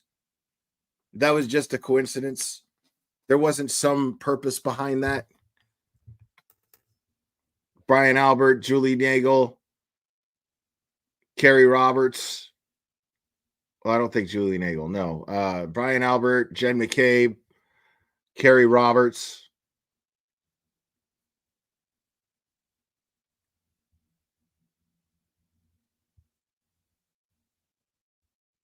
Yeah, man.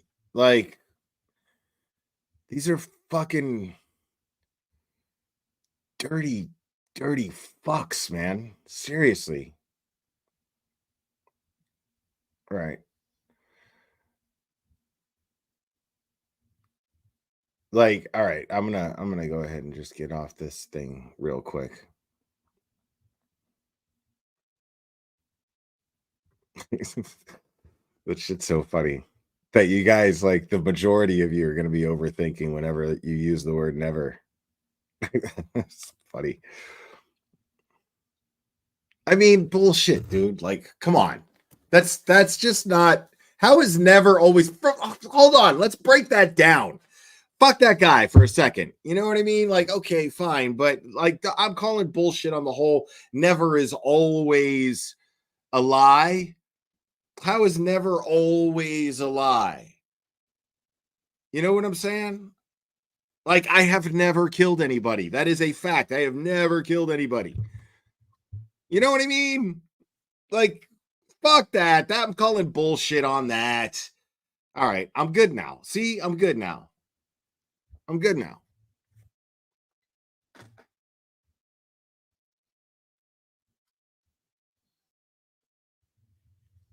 Yeah, that's it. That's it. It's over. I'm back to normal. Back to normal. All right.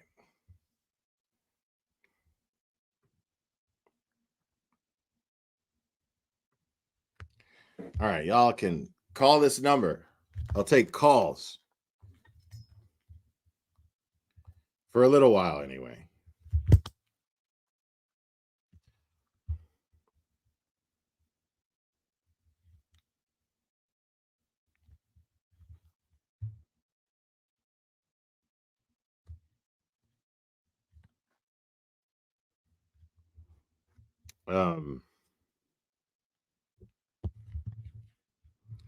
Yeah.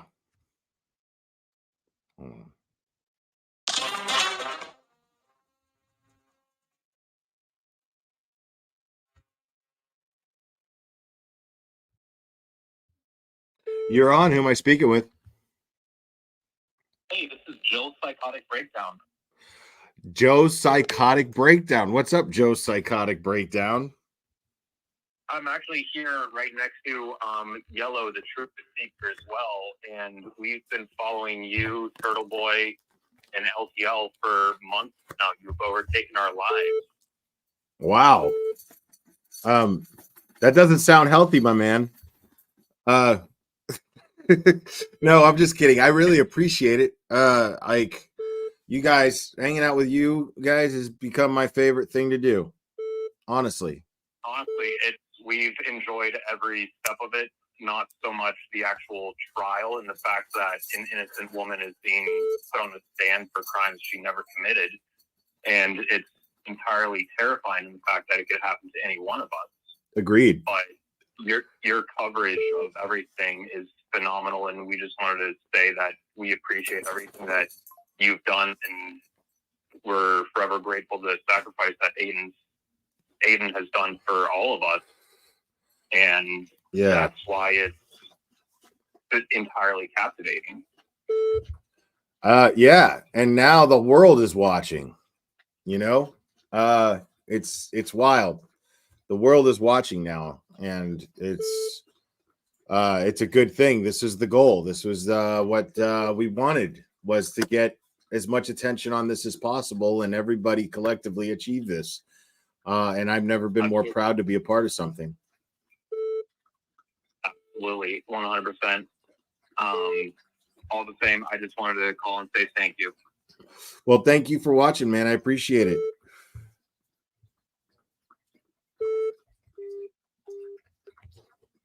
You're on. Who am I speaking with? Hey, this is Andrew. How are you? Andrew? Yes, sir. All right. What's up, Andrew? How we doing, buddy? I'm doing well, but totally outraged by this. I do live in Massachusetts, and I won't take up a lot of time, but one big point I honestly have been trying to stress to people and chats of all sorts is Higgins, with no reason or purpose, admitted that he drove away with his plow still down, maybe he said for a foot. That was such an irrelevant thing to say and add to a testimony of, this, magnitude. Why did he do that? He had to, at that point, think that there was some camera that saw him drive with his plow down. However, John was knocked out, I'm telling you, Higgins plowed John to that spot. Obviously, they set up the whole thing. He took his Jeep to Canton PD and washed it off there. He never slept. Jen never slept. It's all about drugs. It's a cocaine ring. John found out about it.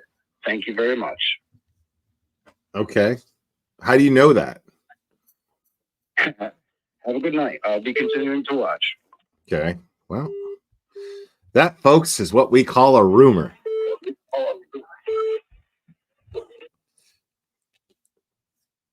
You're on. Who am I speaking with? This is Kyle. This is Kyle? K-Y-L-E. Right on. What's up, Kyle?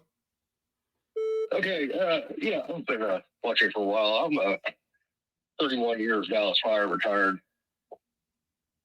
And You're what now? Sorry? I'm 31 years with Dallas Fire. Dallas Fire. Okay. Wow. Right. And they lost me day one when they started talking about the injuries. Okay. I have worked well over 1,000 wrecks, hundreds of motor pedestrians. I've even been in a motor pedestrian where a car hit me one time, doing about 30. Okay. And the injuries didn't line up. The injuries didn't line up. And coughing there. And then it's complete absurdity. And what got me was, some of these folks have been watching the same trial we have, but those commentators talking about, how it was a minority of jurors that, believe the defense of the jury. I think it's the other way around. You think that the what now is what about the jury? Say that one more time. I'm sorry. You're just a little staticky. Oh, I lost him.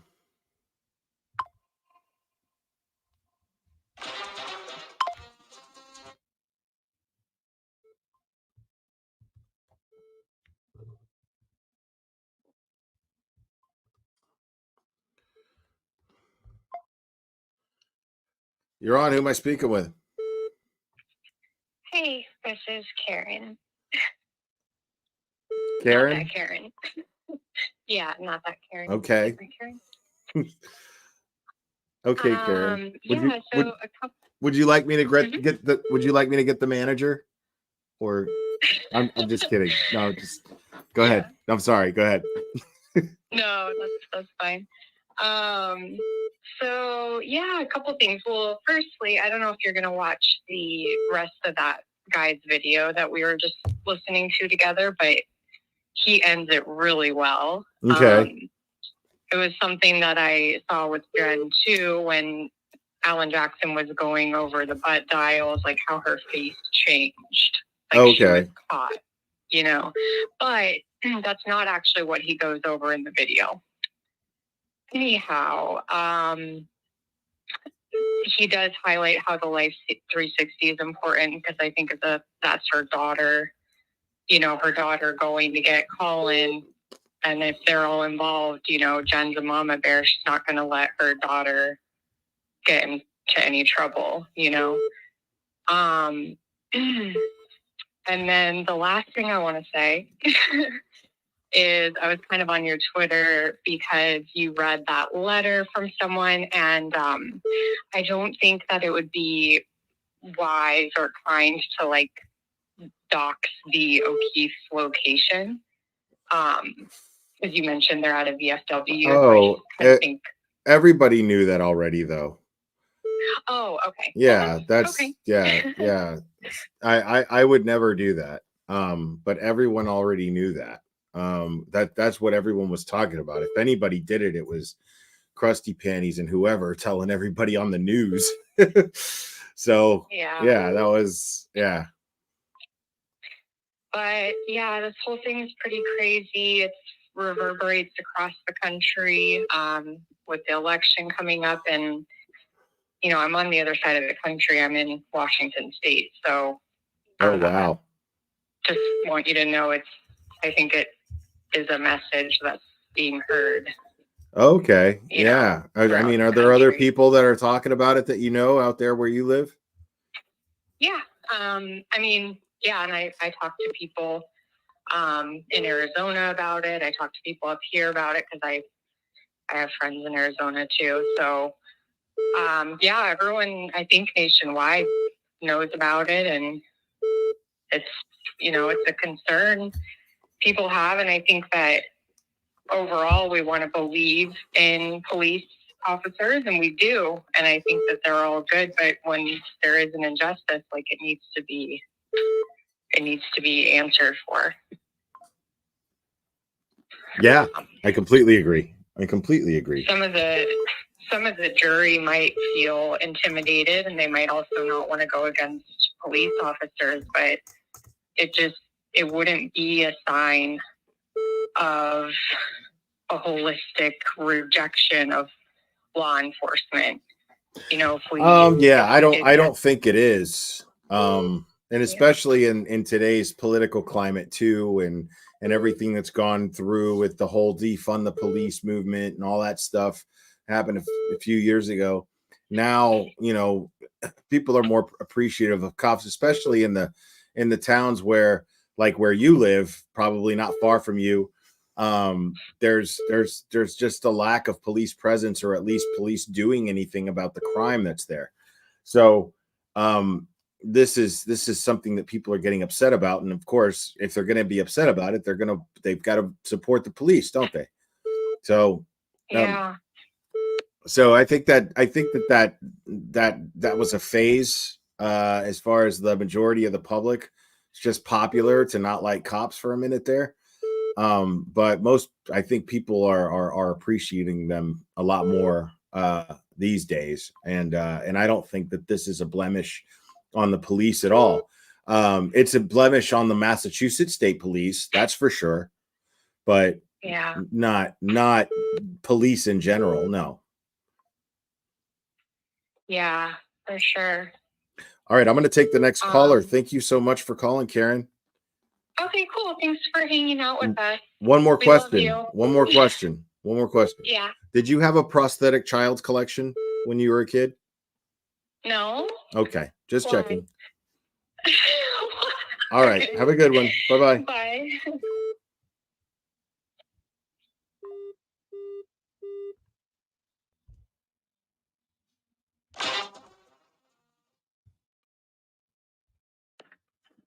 You're on. Who am I speaking with? Hey, Will, it's Jean from Dorchester.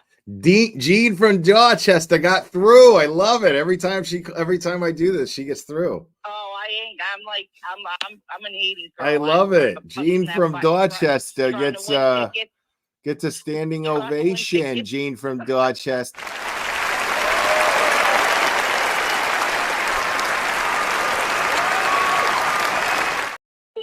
About the coke ring because I fell in the crack. I'm just kidding. Wow. I'm just kidding. All right, listen. I called into you. Let's go. Hit me with it. Ago. Called in a few months ago. I told you the whole deal. All right. And fast forward, I was right. So people don't think like the McAlvins didn't get to a jury. Remember, right? Whatever. Mm-hmm. Isn't that why we're here? Because of the corruption? People are forgetting that. And it's not about the McAlvins having that. It's not about that the McAlvins having that much pull. This goes way deeper than them. And like I told you before, I've born and raised my whole life, been through the court systems, especially Norfolk County, friends, family. Listen, it's very simple for these scumbags to get away with this shit. Michael Morrissey, the judge, grew up in Quincy. I've said this all before. Yeah. They all know each other. It's not that hard. And people don't want to believe, oh, you say it's a conspiracy theory, right? I mean, it is technically, but the problem is that they lump up, because technically it's absolutely accurate. It is a theory that involves a conspiracy of multiple people covering up a murder. Right. It's. I mean, yeah, but people want to lump that up with aliens did it. No. Right. Exactly. It's not that hard to believe. It happens all the time. It's called good old boy bullshit. It happens everywhere. That's right. And the thing is, we're all witnessing it firsthand right now.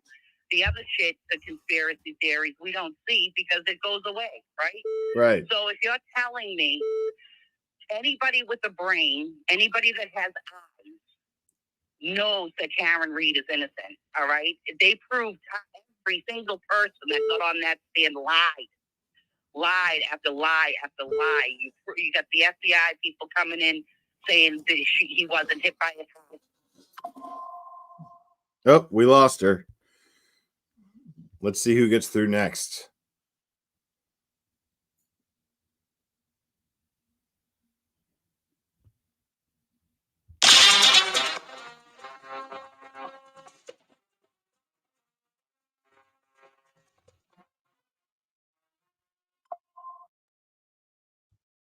You're on. Who am I speaking with? My name's Tammy. Tammy. Hello, Tammy. Yep.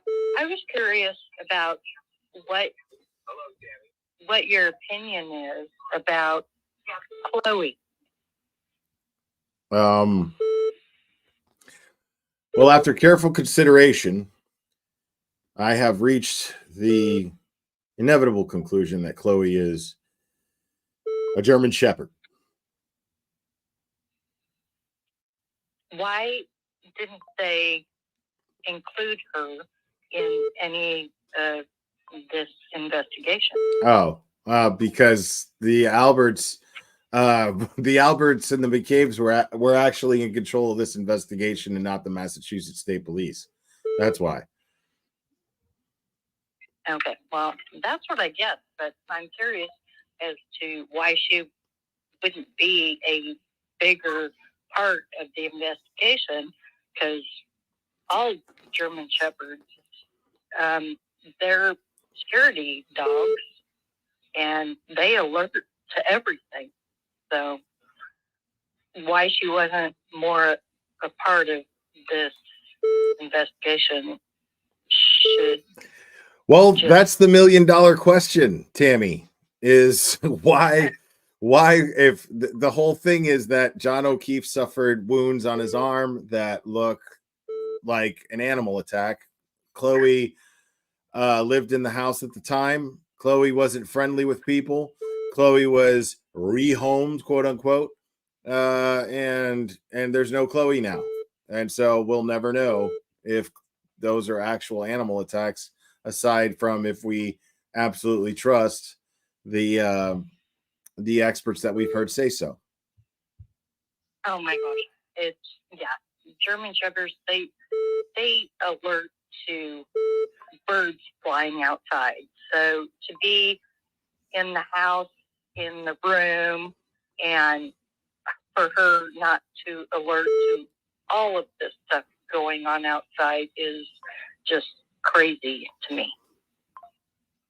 Okay. Yeah, I agree. Yeah, a lot of people agree with you. Thank you, Tammy. I appreciate it. Hey, listen, let me ask you a question. Yeah. Did you have a prosthetic child collection as a kid? No.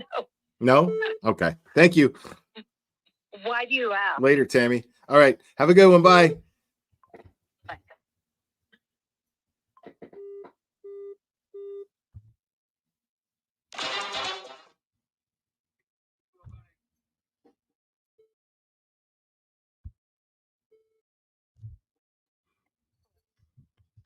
Oh my God.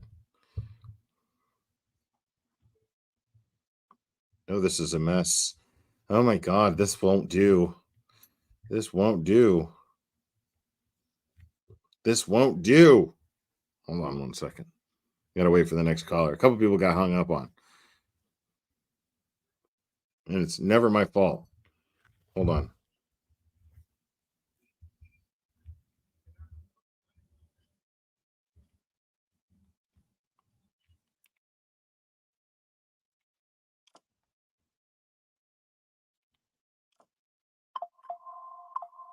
What in the?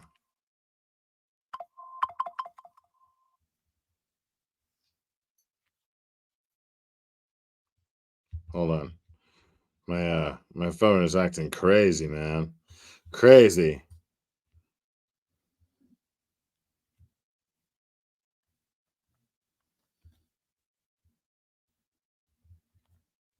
All right, let's try this one.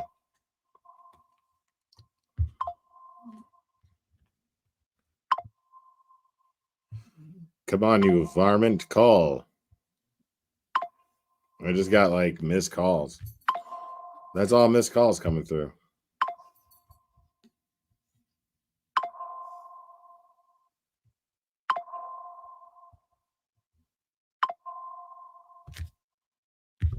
Okay. I don't know what the hell's going on here. Hold on.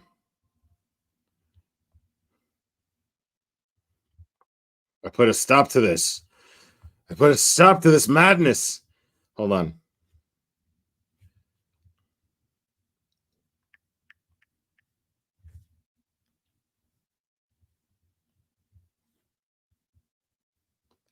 It'll be just a moment, folks. Just a moment. Just a moment.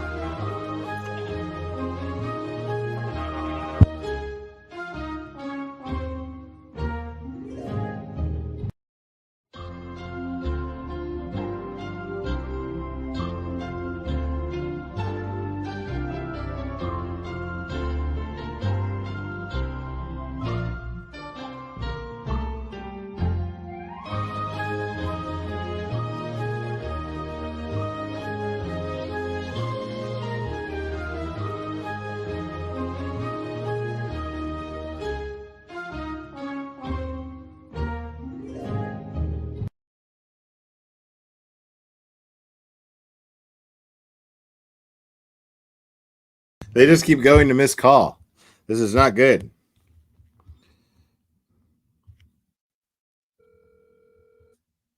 I'm calling somebody back.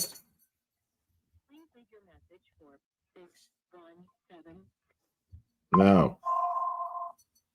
I'm calling this one back.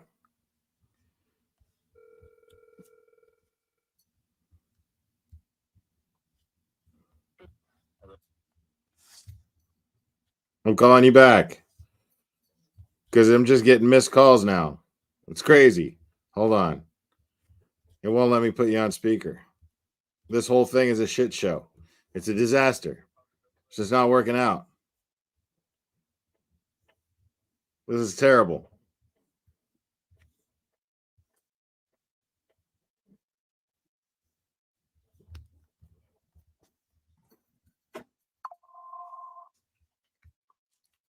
All missed calls.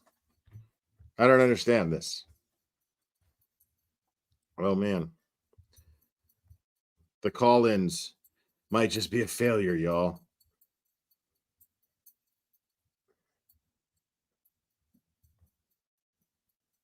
Hold on. Let's try this again.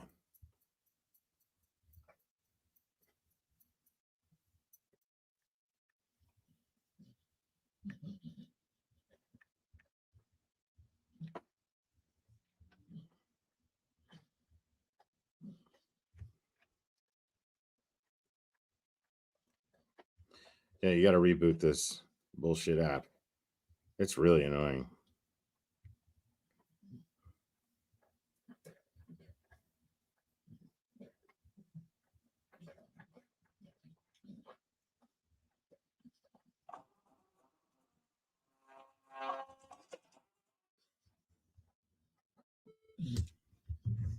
You're on. Who am I speaking with? It's Jamie. Hold on. There we go. Did you say Jamie? Dana. Dana. Okay, Dana. What's up, Dana? Hey, okay, the video that you have pinned, did you watch any of that guy's like analysis, the way he broke down like Jen McCabe? Did you watch any of it? We just went over some of it. Oh, I'm so sorry, I missed that. Yeah. Missed it. Did you watch any of his back videos about I think he's I have not. I'm like, brand new to his channel. I have not yet. Okay, so can I just give you like really quick, because I know there are a lot of people that want to talk to you, so I don't want to take too much of your time. But Sure. First of all, you're amazing. You're telling amazing. You, like, no, I'm so serious. Like the way I'm telling you, like you're so appreciated. So let me move on. So his theory, just like I'll do it really quick, is that when Higgins talks about like getting there before the others and doing some like he's like I was being a smartass and did a quick sweep, yada yada. Right. His theory is that when he got out and he had a interaction with John and something happened and somehow there was so basically his theory is that like Higgins is the one that like perpetrated it ultimately, and then Brian Albert covered it up. He's still like working through like the timeline, so I think when he gets to the end of it. But my question to you is, so I feel like we've all like listened and gone through this like weeks and weeks, and most of us have thought like something happened in the house and it happened downstairs, could have happened, blah blah blah. What's your thought about if something would have happened? Because it's weird, right? That Higgins said, oh, I went and did a sweep of like non-existent. I mean, basically like it just started snowing, like non-existent snow with snowplow in the driveway. His theory is that something happened between Higgins and John. And when he breaks it down, it makes sense. And then that Higgins basically like sort of like swept the driveway to get rid of whatever scuffle happened there. Do you have thoughts about how likely you think that is? I don't know. I could be wrong, but I feel like he did he sweep the driveway with his plow before Karen and John got there or after they left? So his theory is that Karen and John got there. Because I thought he said he did it the first thing when he got there. but I could be wrong. So his theory, so I guess he's still working on timelines, but his theory is that John and Karen got there, which I don't know because we don't have when Brian Albert, we don't have their phones to know like when they actually got there. But his theory is that, so then that breaks down also where like everyone thinks, oh, Ryan Nagel, you know, was like the most truthful, yada, yada. But actually, we really don't know how truthful Ryan Nagel was in saying that he saw Karen there.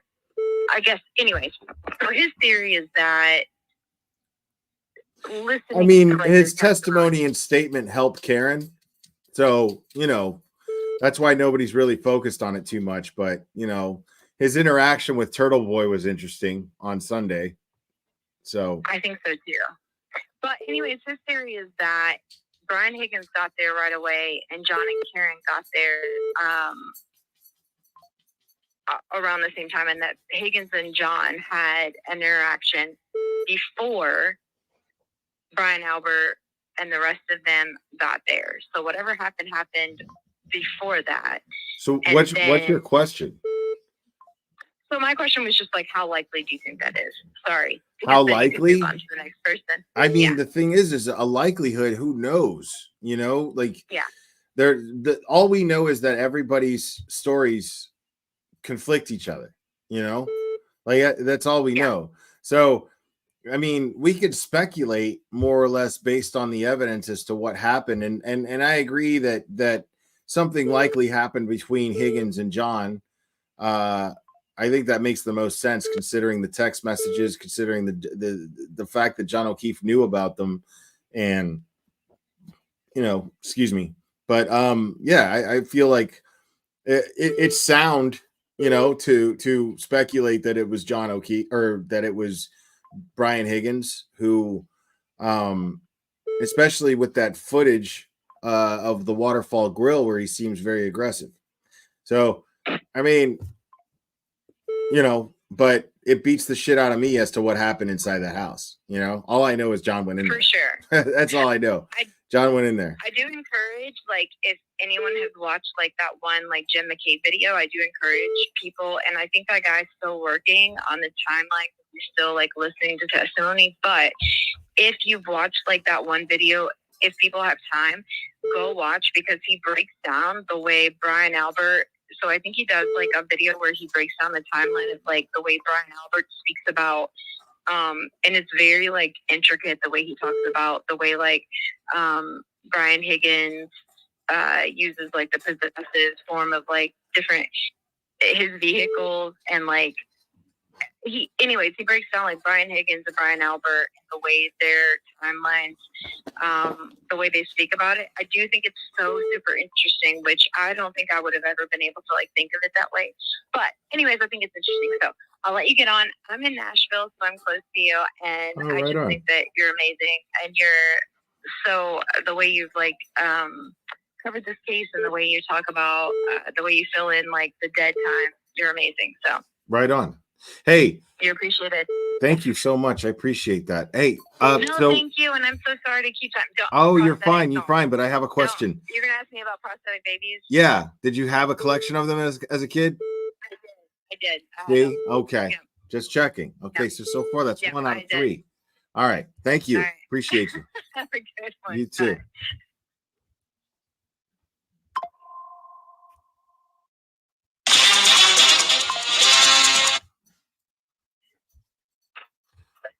You're on. Who am I speaking with?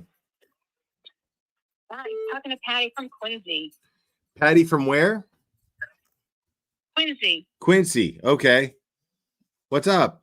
Not much. Real quick question, sort of looking to the future a bit.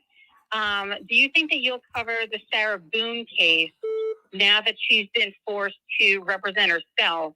Oh, you couldn't stop me with Brian Higgins' snowplow from covering that trial.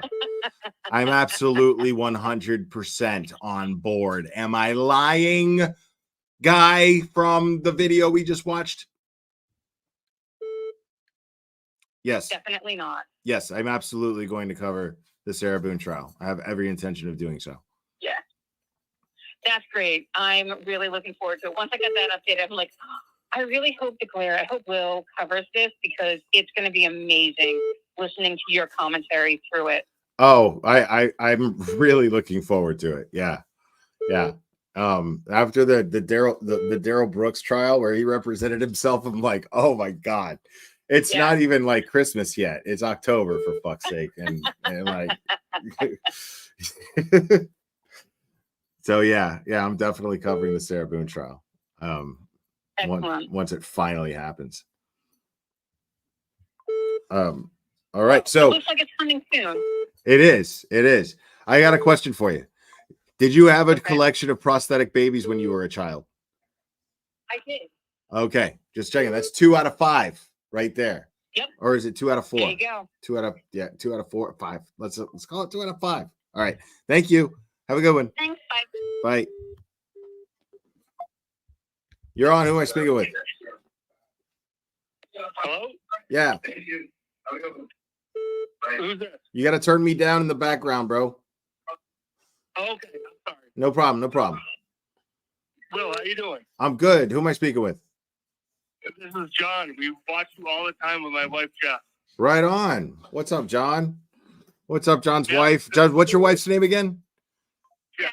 Jess. John and Jess. I love it. Yeah, we watch all the time. We don't even watch the live videos. We watch just you because your commentary is perfect and it keeps us entertained. Well, I wouldn't say perfect, but you know. No, it's perfect. Well, thank you, John and Jess. Appreciate it. Dude, you're awesome, and we appreciate like how involved you are in everything you say. Oh man, I everything I say is from the heart. I can guarantee that. Like I am very passionate about this case. I've never seen anything like it. Never. So Absolutely. And we watch you every day, and everything you say is like spot on, and you're funny. And that dance video you show when you get a super chat. yeah. It hasn't gotten old yet. I can't believe it. But yeah, it's yeah, and Ryan Upchurch is actually cool about it. Like he was in my chat one time and he saw it when somebody super chatted and he laughed about it. He thought it was funny. He was cool about it, actually. Yeah. Oh, it's hilarious. Are you going to go back down to court at some point, or are you? No, I don't think so. I would love, honestly, there's no place I would rather be than outside that courthouse when that verdict is read with all those supporters out there. But logistically, it just can't happen. It's too short notice, and I mean, it is expensive, but it's more than it just being expensive. So I don't want people sending me money going, here, come out here. Don't do that.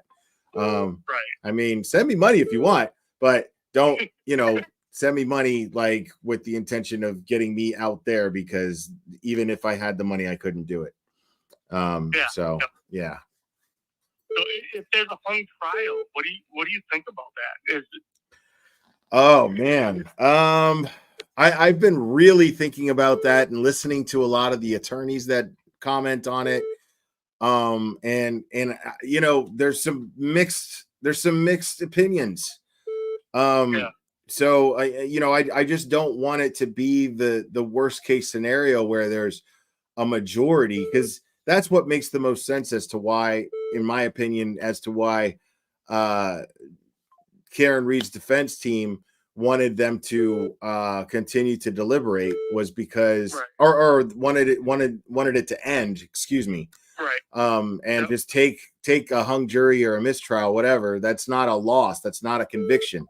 So they don't know what's going on in that jury room. They have no idea what's going on in those deliberations. They don't know who's leaning which way, or how many are leaning which way, or what. So, it makes sense strategically based on what all the attorneys have been saying, what a lot of them have been saying is that makes sense that they would do that, because for that reason, they don't know what's going on in that jury room. And it's better not to take the chance that it's leaning in a very negative direction towards a conviction, and just take that mistrial. Absolutely. I thought it was going to be decided over like 2 hours, and it's been 5-6. So did I. I predicted Wednesday by lunch. That's what I predicted. Exactly. I was like, this is over. Yeah. I mean, there's doubt in everything. Like literally all the evidence has doubt. So I don't understand who's back there making this shit more complicated than it is. Falling for Lally's fucking pathetic attempt at misdirection. Petty Patty, member for 2 years, man. Wow. Limey Bar, Sean McDonough's ex, also go to Aiden's. Okay, I'll check that out eventually. Thank you, Petty Patty. All right, so I got 2 people to ask this question to. John, did you have a prosthetic child collection as a kid? No. Neither did you, Jess? No. Wow. Okay. All right. Well, thank you guys. I'm going to take the next caller. Thanks for calling. Hey, Will, thank you. Hey. Appreciate what you do. I love you, what you do. Thank you. Thank you, sir. All right. Bye. Bye. You're on. Who am I speaking with? Hiya. How are you doing there? Oh, I'm doing just fantastic. That's super awesome. It is super awesome. You're super awesome. Gay Pride. Okay. I saw some of your photos and I thought, what a complete snag.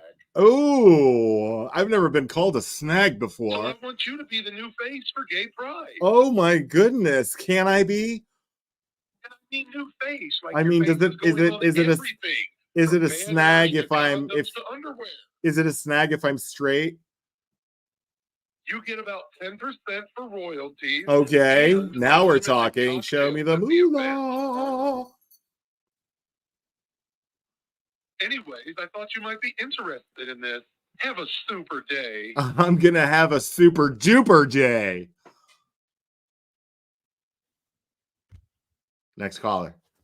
You've been pranked by Prank Caller. Download the app today at prankcaller.io. I just fucking let somebody advertise their shit.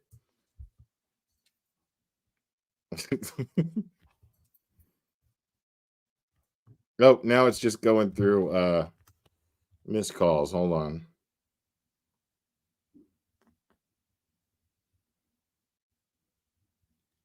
Nope, they're not coming through no more. Okay. It seems like a good place to call that. All right, folks. I think that was enough fun for one evening. You guys are absolutely a blast. Wow. All right, folks. All right, guys. So yeah, I guess I don't know if I'll go live again tomorrow. I might not. I don't know. You never know. You never know. But yeah, don't try calling that number anymore. It's gone. Not taking any more calls. Oh wait, you know what? Before I go, you know what I was gonna do? Hold on. Let me get rid of that. Hold on. Somebody super chatted like to check out Sean's. Hold on.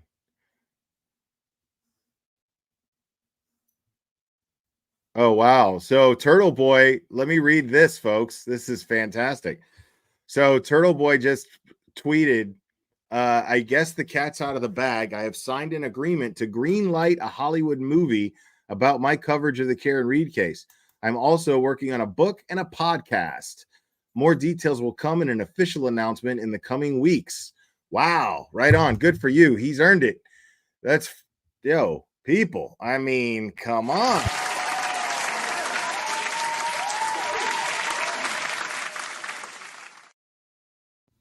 Turtle Boy absolutely deserves that. Good for him. Man, that must be pissing some people off. Let me see what else we got here.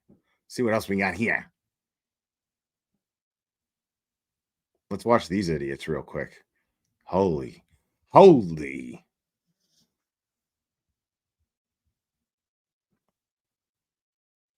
every day because of these people. A murder trial is not a recreational offense.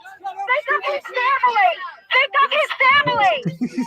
People are getting death threats every day because of these people. You can say with confidence you think Karen Reed killed John O'Keefe. She admitted it. Still got coffee, so we'll hang out a little bit. This is wrong on so many levels. Family has been harassed relentlessly, including yesterday. And these people are online making fun of John's mother, saying, "Oh, she lost 2 out of 3 kids. What's wrong with her?" They are saying the most evil things. Why did you guys come out today? This has been going on for a while. Now, why today? Because this isn't normal to even be out here in the first place. Is there one piece of evidence that really makes you think Karen did it? I mean, there's a Wow. pieces of evidence. Is there one piece of evidence that Yo, meth mouth much, bro? Check out the chick with the sunglasses, yo. Check it out. Look really at that. makes you think Karen? Why today? Is there one piece of Look at that. evidence Look at that. really Look at makes that. you think Karen did Wow, lady. I mean, there's Jesus. I like it. Yeah, absolutely. Oh Lord, so she did. She said she did it. There's missing every piece of killing in John's clothing. I know. I'm going to play this from the beginning in slow motion.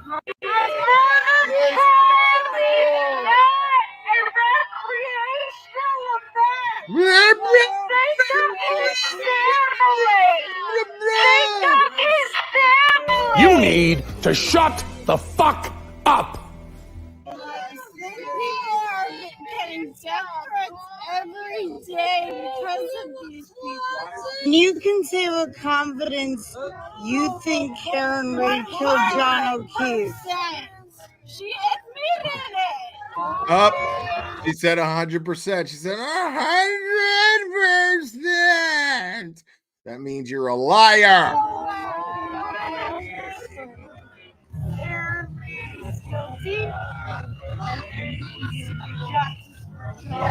Is wrong on so many levels. The slow mo catches the Satan that's fucking driving their actions right now. You can hear it.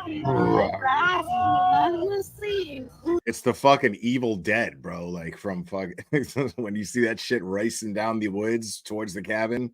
Like, that's the sound you hear. Listen to that shit. Is wrong on so many levels. Has been harassed relentlessly, including yesterday. And these people are online making fun of John's mother, saying, "Oh, she lost 2 out of 3 kids. What's wrong with her?" They are saying the most evil. Lady, your fucking mouth is fucking rocking, bro. Stop it. Why did you guys come out today? This has been going on for a while now. Why today? Because this isn't normal to even be out here in the first place. Excuse me, ma'am. Is it normal to do a bunch of blow and God knows what else and stand out in the sun yelling and screaming and complaining about people simply because you hate your life? Probably not. One piece of evidence that really makes you think Karen did it? I mean, there's about 1 million pieces of evidence. Is there now? Really? RJ alone said she did. She said she did it. There's missing every piece. Bro, how is she able to hold her phone and that sign without it slipping out? You know her hair, you know the fucking grease from her hair is all up in the palm of her hand, and it's just like, come on. Killing John's clothing. I made statements that she did it. There is a car Should believe her. in the case. She went 24 miles an hour in reverse. It suggests an impact. There is taillight around his body. The innocent families that have been smeared by this is unacceptable. You wouldn't want it to happen to your family, would you, ma'am? Would you want this to happen to your family? I would hope not. I would hope not. Katie has lost 2 children. And there are awful, terrible things that people are making jokes about her losing children. Do you have no conscience? No conscience. Shut up. Oh, wow. People are lighting fireworks now. That's fantastic. Hold on. I'm looking at more stuff here.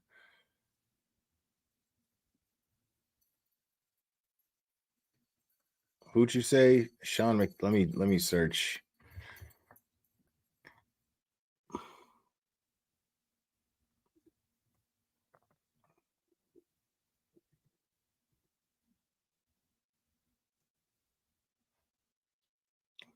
Hello. There we go. Let's see what El Jefe said. El Jefe.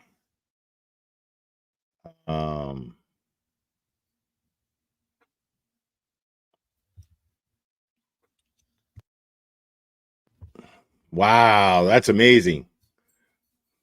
Bro, you know what this says, right? This is amazing. So Sean McDonough posted on Twitter, kudos to the owner of Limey's Pub who had to call the Norwood police to eject and bar the Alberts forever. No cop killers allowed. Woo! You gotta love Limey's Bar, folks. Well done, Limey's Bar. Well done.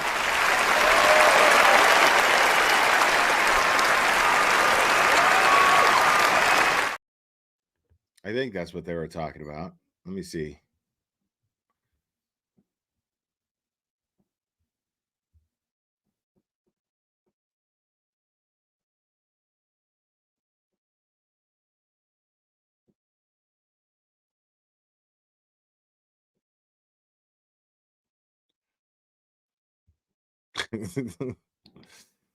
Dude,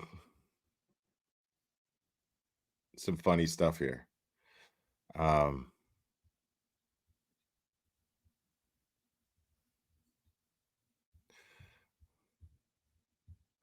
Yeah, I am more active on Twitter than I ever thought that I would ever be. And like, man, a lot of folks watching on Twitter. Thank you guys for that. Appreciate it. A lot of folks here. But yeah, now I think that's going to be it. I just remembered that I was supposed to go over that Twitter. Yeah. I'm gonna go chill out. But you guys are absolutely amazing, man. You guys are absolutely fantastic. Seriously. I really appreciate all you guys. Please make sure to hit the like if you haven't already, and subscribe if you're not already subscribed. And again, all the new subscribers just keep flooding in, man. It means the world to me. So I really hope that you guys, if you're new here, you enjoy the channel. Seriously. I cannot tell you guys how grateful I am for you. So thank you guys. And for all the support, it means the absolute world to me. Seriously. Guys, I love you very much. And we will do this again very soon, my friends.